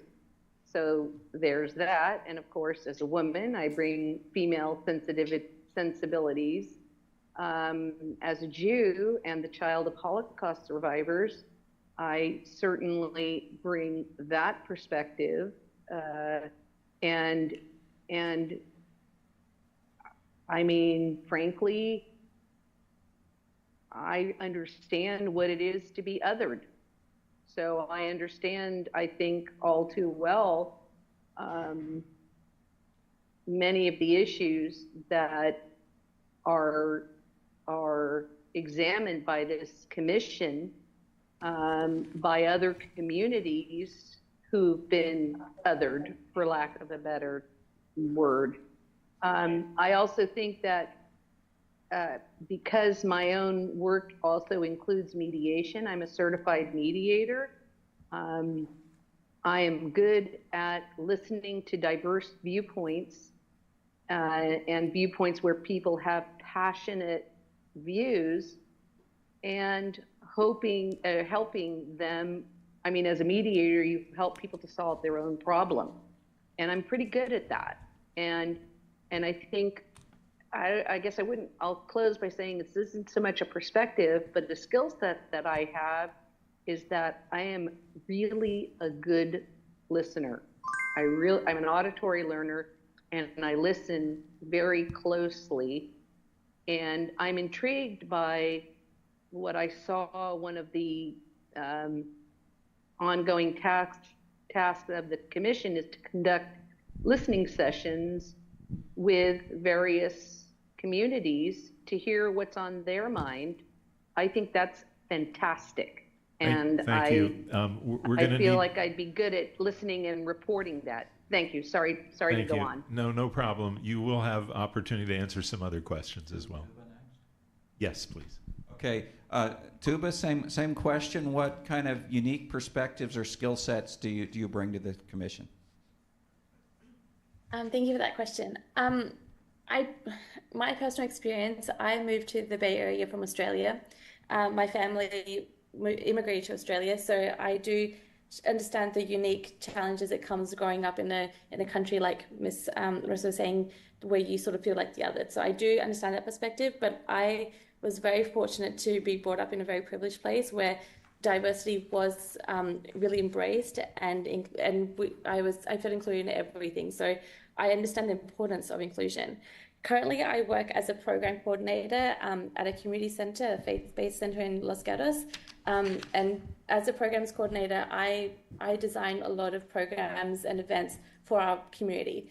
And our community is quite diverse. We have immigrants, we have people of color, we have people of different religions, different beliefs, different socioeconomic parts of life. So I'm able to have a really good pulse on what kind of people I'm serving, and I'm constantly trying to get feedback on how I can better improve. I feel I can bring that knowledge and that perspective to the Commission. I also work with a lot of other nonprofits and faith-based institutions, so I feel like I have a good perspective on what our community needs could be. Thank you. To Gordon, same thing. Unique perspectives and skill sets. I wouldn't be truthful if I said that these are unique, because I think Ms. Russo really expressed a lot of the qualities that the perspective certainly that I bring to the Commission, with the exception that obviously I'm of Asian heritage, but my family has been in Los Gatos for many, many years. And so it's part of just the way I was brought up and the way I came to appreciate this community. I would say the other perspective is, quite frankly, the experience that we've had over this first year of creating the work plan and trying to execute on it. It is very, very hard work. It's a brand new commission. Not a lot of, it's not something that you could sort of go back and see what had been done before. You had to sort of create it as you went. And we've learned a lot.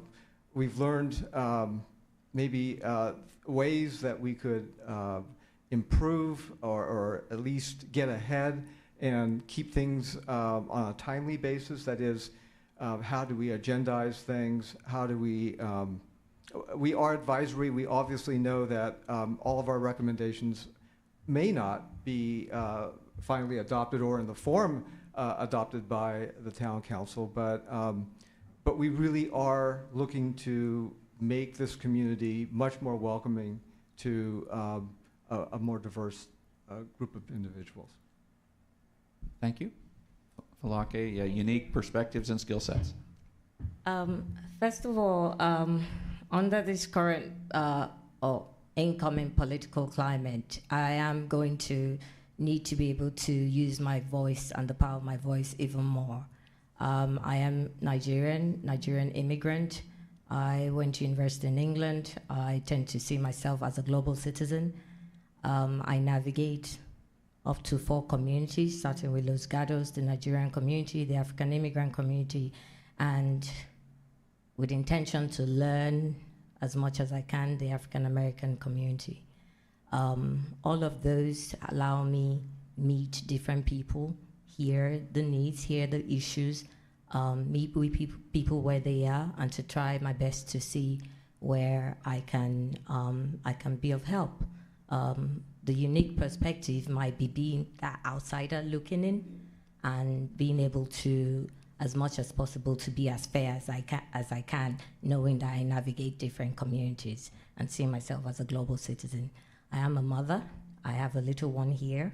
It is very personal to me. It is not easy for me to be on this commission, to give my time, but I do want to be able to answer questions to my little one when he's grown up. Thank you. Thank you. Okay, thank you. Councilmember Risto, maybe start with Mr. Yamate. Okay, thank you, Gordon. We've already had some great questions. One of the things I'm trying to frame is I've sat on a number of commissions before I got on the town council, and I understand that there can be a lot of energy and enthusiasm with this commission being 1 year old, and you know how hard it is to pull people together and accomplish something. In the next 2 years, if you could pick one thing you would like to see either implemented or recommended or accomplished by this commission, maybe I'll say 3 years, but what is one thing that you would like to say in about 3 years that the commission has achieved?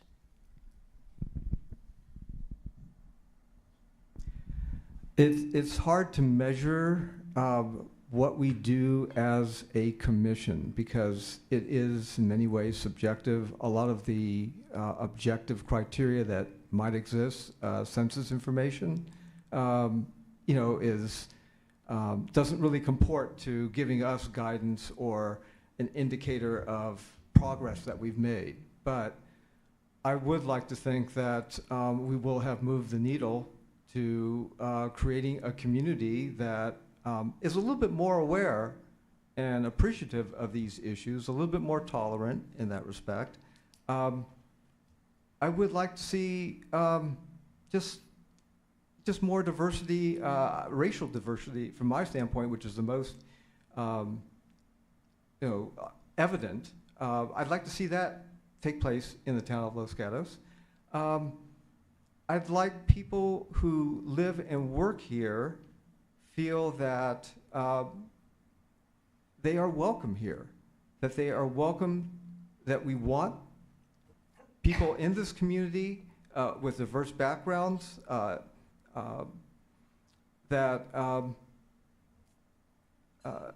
again, it's hard to sort of, if there was a way that we could kind of keep that census moving every year, that might be a good marker to see improvement in those particular areas.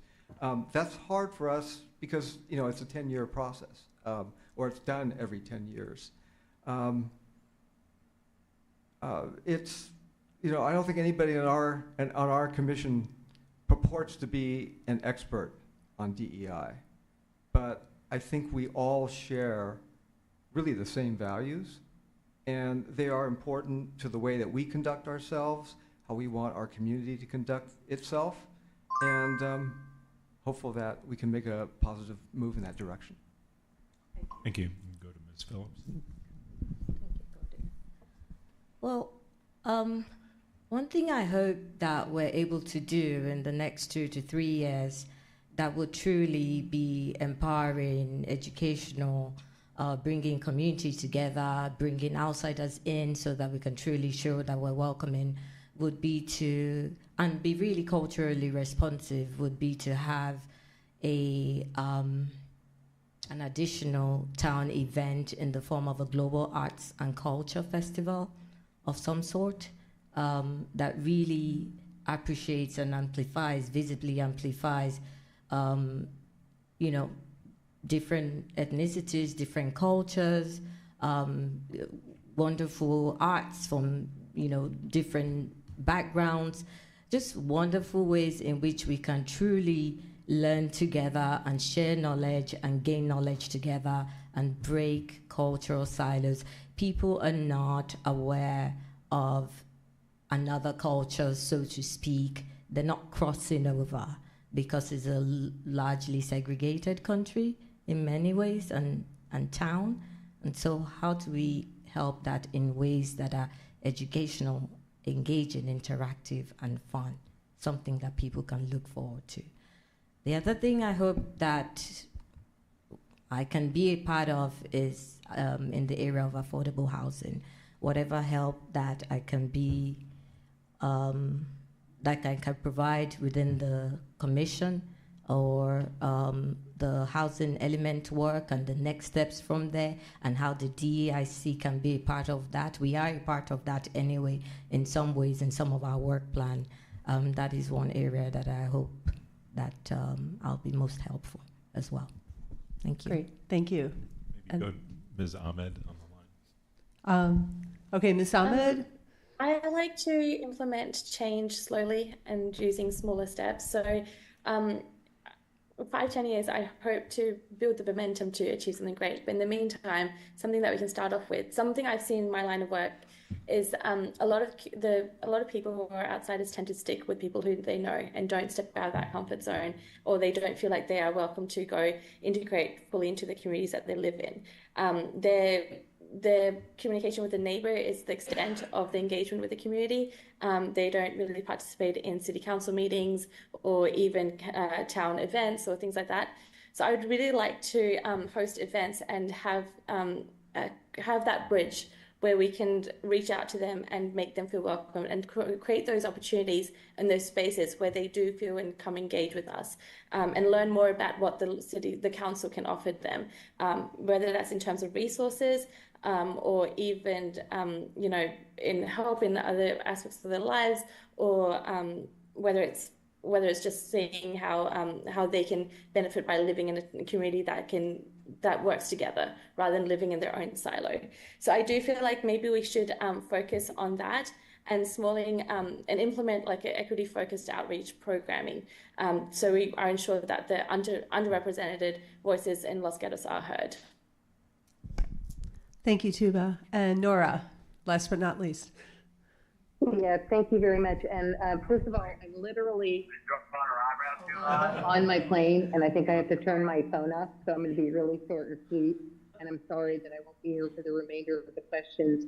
But I think that the goal I would like to see is for everyone, regardless of their political stripes or their background or their age or whatever else they bring to the table, to feel as positive as everyone in this room feels about diversity, equity, and inclusion. Like it or not, diversity, DEI has become a buzzword for a whole group of people where we need to do outreach, that we have to learn to work with, that we can't just dismiss as right-wing MAGAs or demagogues or whatever.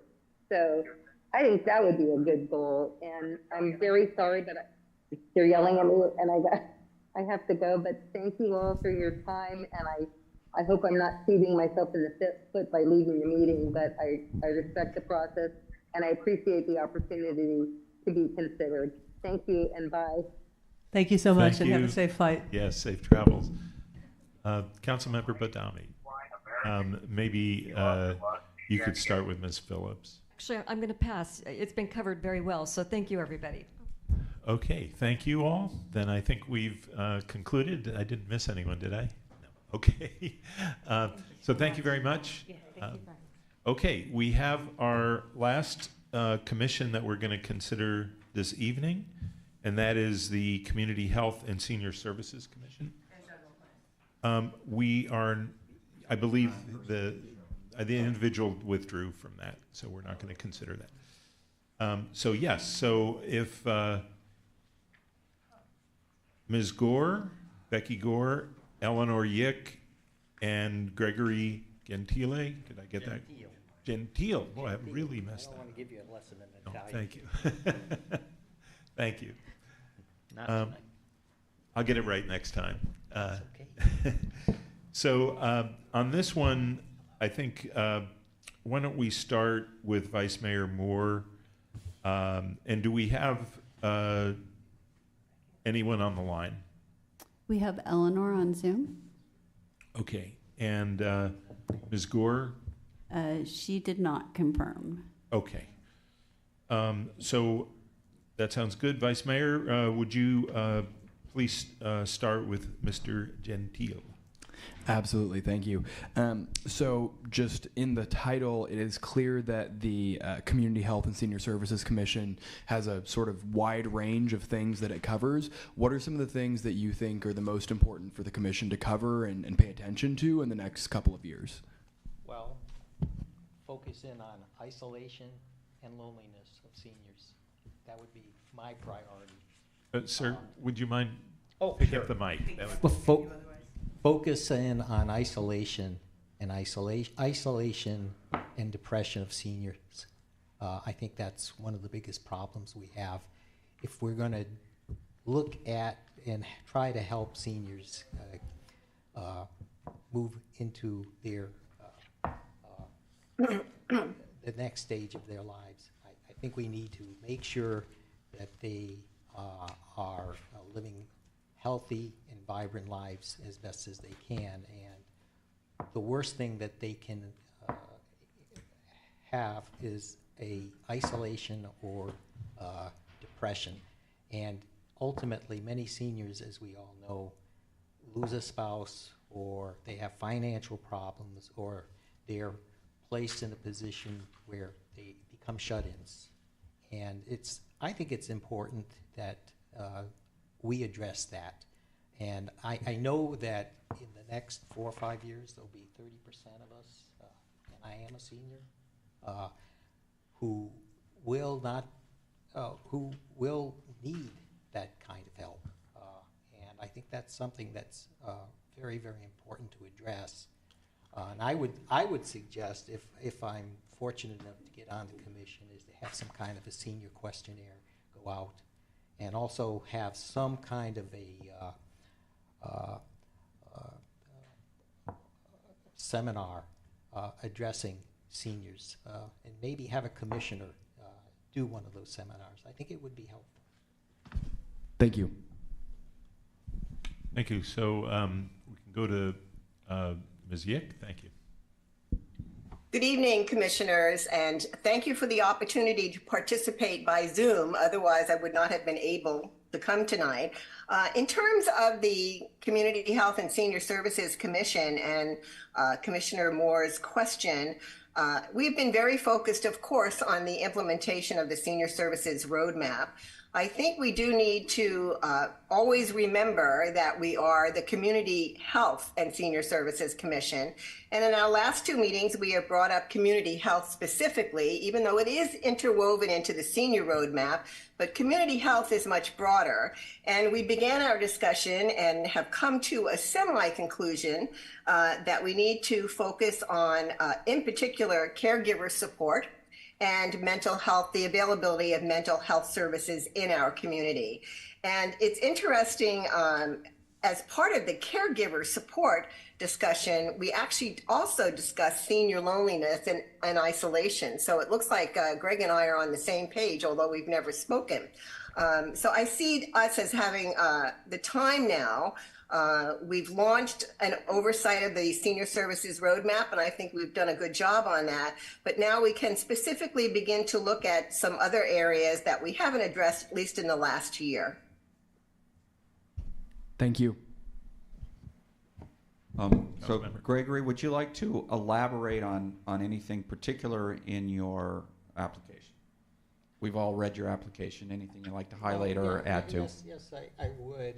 You know, I've had the personal experience of losing a parent from Alzheimer's.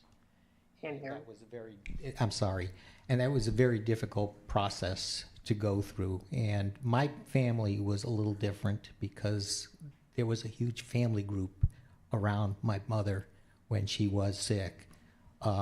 But I often wonder what it would have been like if my family had someone, or had a group, or had an outreach program like we're trying to do here in Los Gatos, and what it would have been like for her, and more importantly, my father, because he had to deal with her and he had to take care of her. He was not going to put her in a nursing home. He felt that he was committed to her. They were married 64 years. But his life went downhill when she got sick, and the life went out of him. And I think that's things we have to start looking at from my perspective, at least. And I didn't put that in my my application, but it's always had an effect on me, and it's something that we have to address at some point. And it's important that we do what we're trying to do now and engage the committee in the community itself. I think that we put a lot of energy into the Senior Services Roadmap, but I also think we need to start getting out and talking to and seeing what's going on with the actual citizens that are going to be our senior citizens. Thank you. Eleanor, would you like to elaborate or highlight anything specifically in your application? Of course, we've all read your application. Okay, thank you. A couple of things come to mind. I think we have to continue to outreach to the community. I mean, we certainly have put forth many efforts, but there's never enough effort being put forth, in the sense that I'm always amazed at the number of people who don't know about our commission, and that we really are a vehicle for people to come to express their concerns or their needs, so that we can be more aware and address that. The same thing with the awareness about the hub. There are so many services available, and unfortunately people don't know. So our goal all the time has to be outreach to the community and that development of awareness. Something else that I just thought of tonight, I actually really enjoyed being on Zoom, because I've been listening to all the other applicants for the various commissions, And number one, it's developed more awareness on my part of what each one does, but it's also, to me, I was like, wow, there should be more interconnection between our commission and the other commissions. In fact, all to a certain degree. I mean, I think it would be great if the chairs of each one of these commissions got together in January and talked about their major goal for the year and perhaps how we can be interconnected. I immediately had ideas for parks and sustainability and complete streets and transportation that I wanted to explore more. So that was really enlightening to hear about all the commissions that are in existence in this town.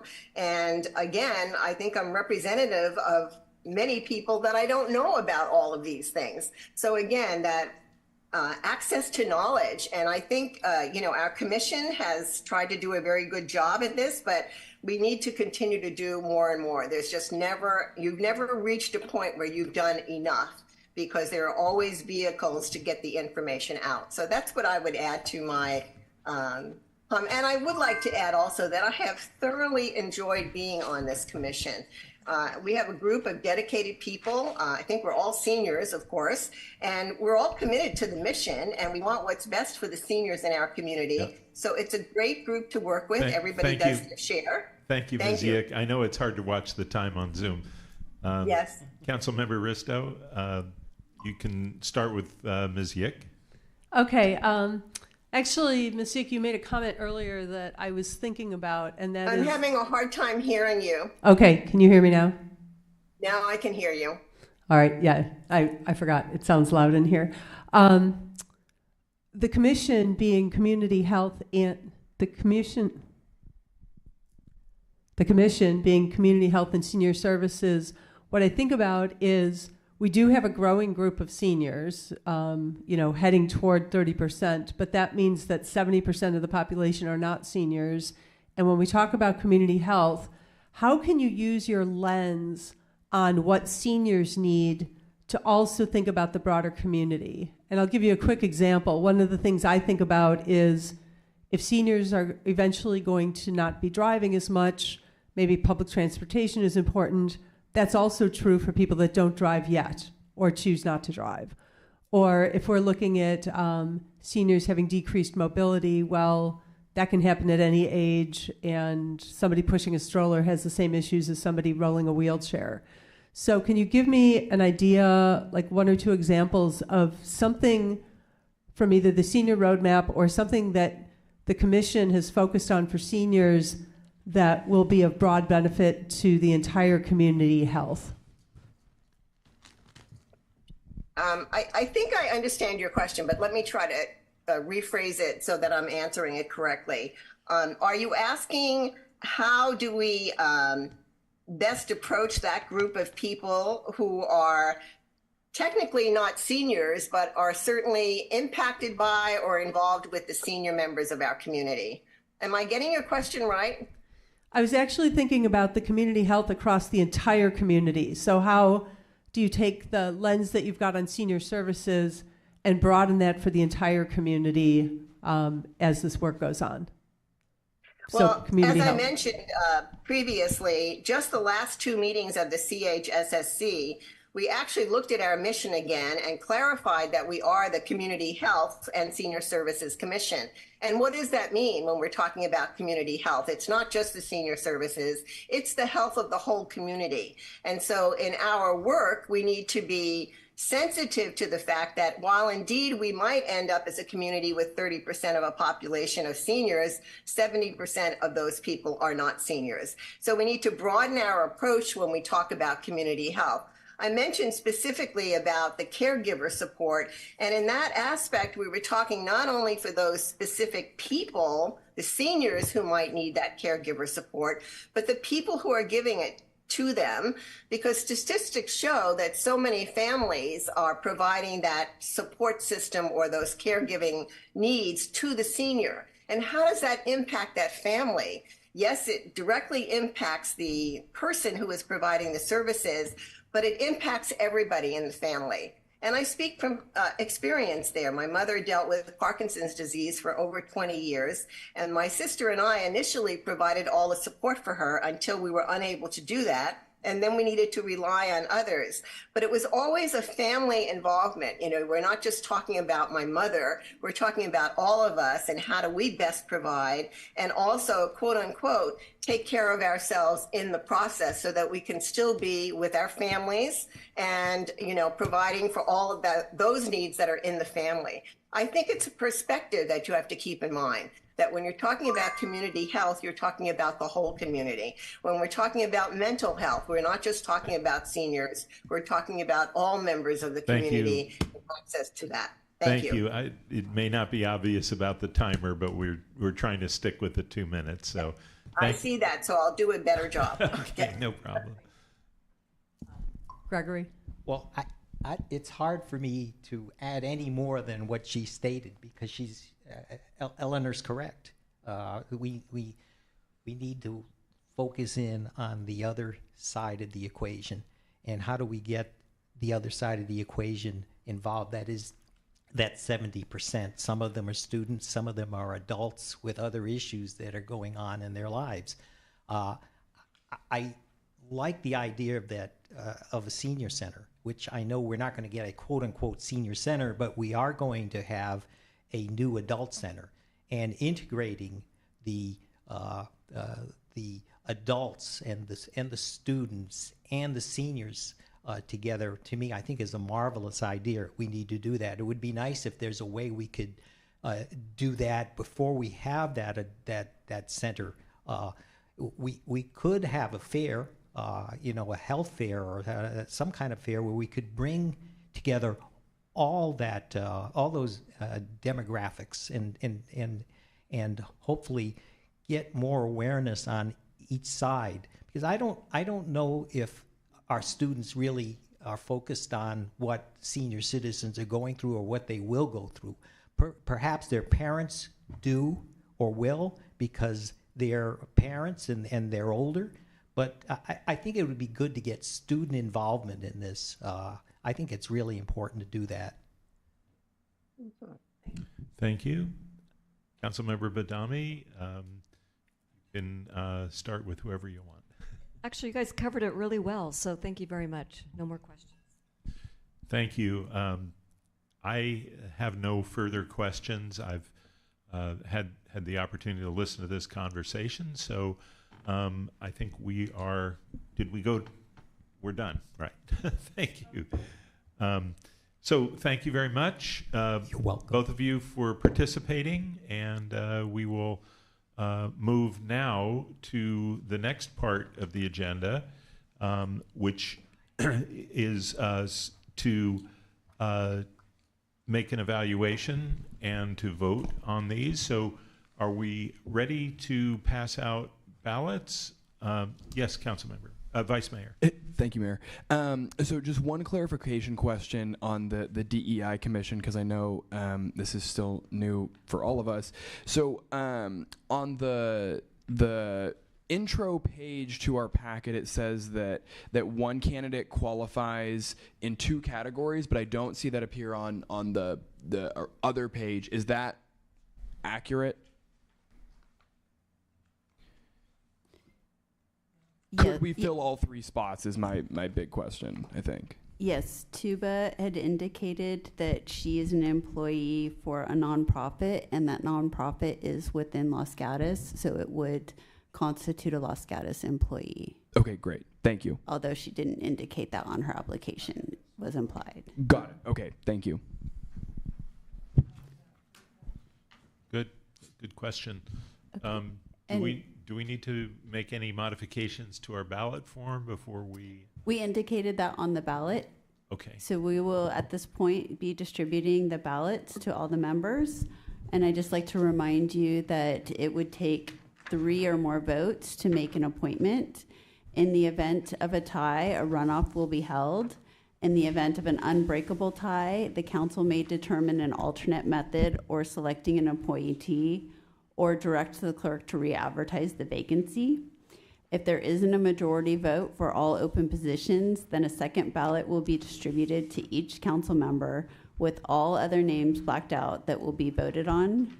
And in the event of a 2-1 vote, council votes again for the candidate that receives 2 votes. If the candidate is appointed, they receive a majority vote. If not, the position will be re-advertised or as directed by council. Yes, another question. I actually want to make a comment before I vote. And I don't know how many applicants are listening right now, but we had an incredible turnout of applicants, really well qualified. And I can say that there are some commissions where I want to vote for more people than there are slots. So if you don't receive my vote, it's not because I didn't think you were qualified. It's because I'm limited on how many votes I can give. And I would like to encourage everybody who applied, if they are not appointed, to re-up next year, because there's always openings. And this is the kind of energy we need. We don't always have an over-subscription to positions. Yeah, thank you, council member. So let's focus on the task at hand right now, and then we'll see the results.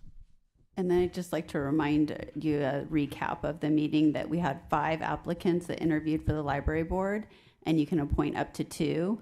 There were 3 applicants interviewed for the planning commission, and council could appoint up to 2. There were 3 applicants interviewed for the arts and culture commission, and council can appoint up to 3. And there was a letter submitted from the incumbent.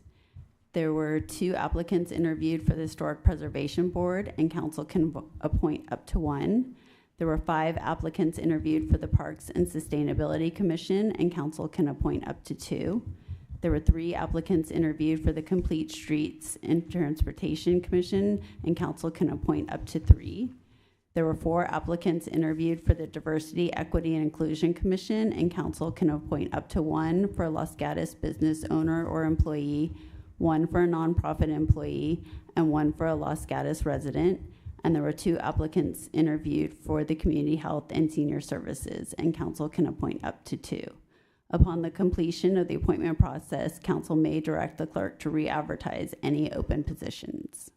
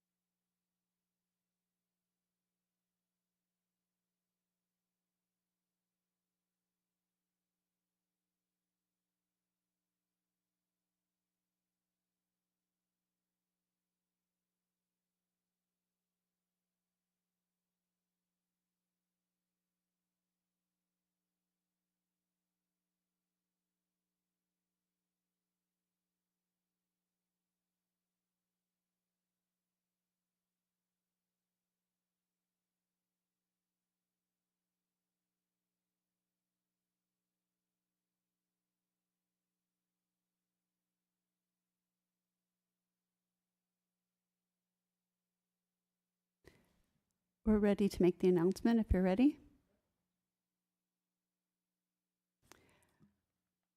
For Library Board, the appointments will be Deborah Lowe and Katie Vaselli.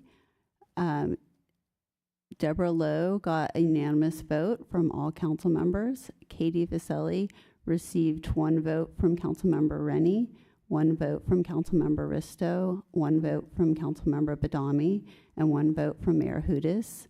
And Gail Gordon received 1 vote from Councilmember Moore.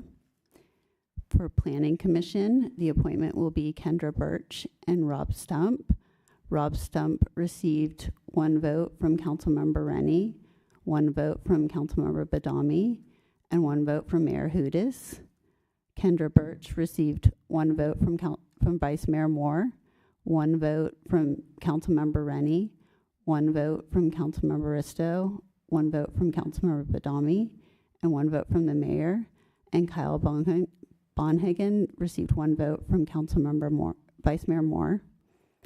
Arts and Culture Commission, the appointments will be Rebecca Navid, Thomas Spelsbury, and Janet Wolf. Rebecca received a unanimous vote. Tom Spilsbury received 1 vote from Councilmember Rennie, 1 vote from Councilmember Risto, 1 vote from Councilmember Badami, 1 vote from Mayor Hudis, and Janet Wolf received a unanimous vote, and Shantek received 1 vote from Councilmember Moore. Historic Preservation, the appointment will be Alan Feinsberg.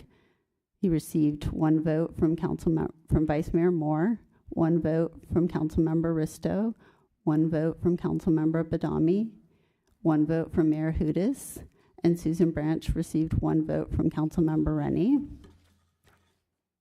Parks and Sustainability Commission, the appointments will be Brant Corson and Kimberly Bershton.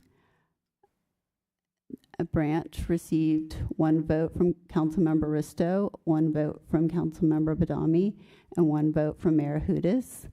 Kimberly received 1 vote from Vice Mayor Moore, 1 vote from Councilmember Rennie, 1 vote from Councilmember Risto. Reza received 1 vote from Vice Mayor Moore, 1 vote from Councilmember Badami, and Malcolm Gordon received 1 vote from Councilmember Rennie. Complete Streets and Transportation, all 3 candidates were appointed with a unanimous vote. So that's Pradeep, Kendall, Ali Miano, and Elizabeth Tabashki. The Diversity, Equity, Inclusion, the appointment for the Los Gatos employee will be Toba. She received a unanimous vote. The appointment for the nonprofit employee will be Falake Phillips. She received a unanimous vote. And Gordon Yamanetti is appointed to the resident seat. He received 1 vote from Vice Mayor Moore, 1 vote from Councilmember Rennie, 1 vote from Councilmember Risto, 1 vote from Councilmember Badami, and Nora received 1 vote from Mayor Hudis. The appointments for Community Health and Senior Services is appointed to Gregory Gentile and Eleanor Yick, and they both received unanimous votes from council. And that concludes the appointment. Yes? Thank you. I wanted to check on the Parks and Sustainability votes. I wonder if you would mind repeating them. Thank you. Sure. For Brandt, there was 1 vote from Councilmember Risto, 1 vote from Councilmember Badami, and 1 vote from Mayor Hudis. Malcolm received 1 vote from Councilmember Rennie and 1 vote from Mayor Hudis. Raza received 1 vote from Vice Mayor Moore and 1 vote from Councilmember Badami. And Kimberly received 1 vote from Vice Mayor Moore, 1 vote from Councilmember Rennie, 1 vote from Councilmember Risto. Okay, thank you. I appreciate that. So we're about to conclude the meeting. I want to first thank all of the applicants for your applications and for your interest. And I have to say, for me, this was a memorable conversation about the future of our town, with some really tremendously engaged and bright people. And it was a very encouraging conversation, given some of the challenges that we have in a number of areas.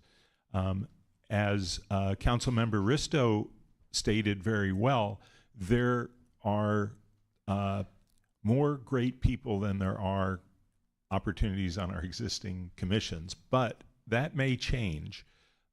So we will retain applications, and there may be some opportunities, and so we hope that you stay interested in these items. The last thing is, this was a little bit different format. We've evolved the format each time. I wonder if council members would like to provide any feedback to the town clerk, not during this meeting, so that we can evaluate the process going forward. So with that, thank you, and this meeting is adjourned.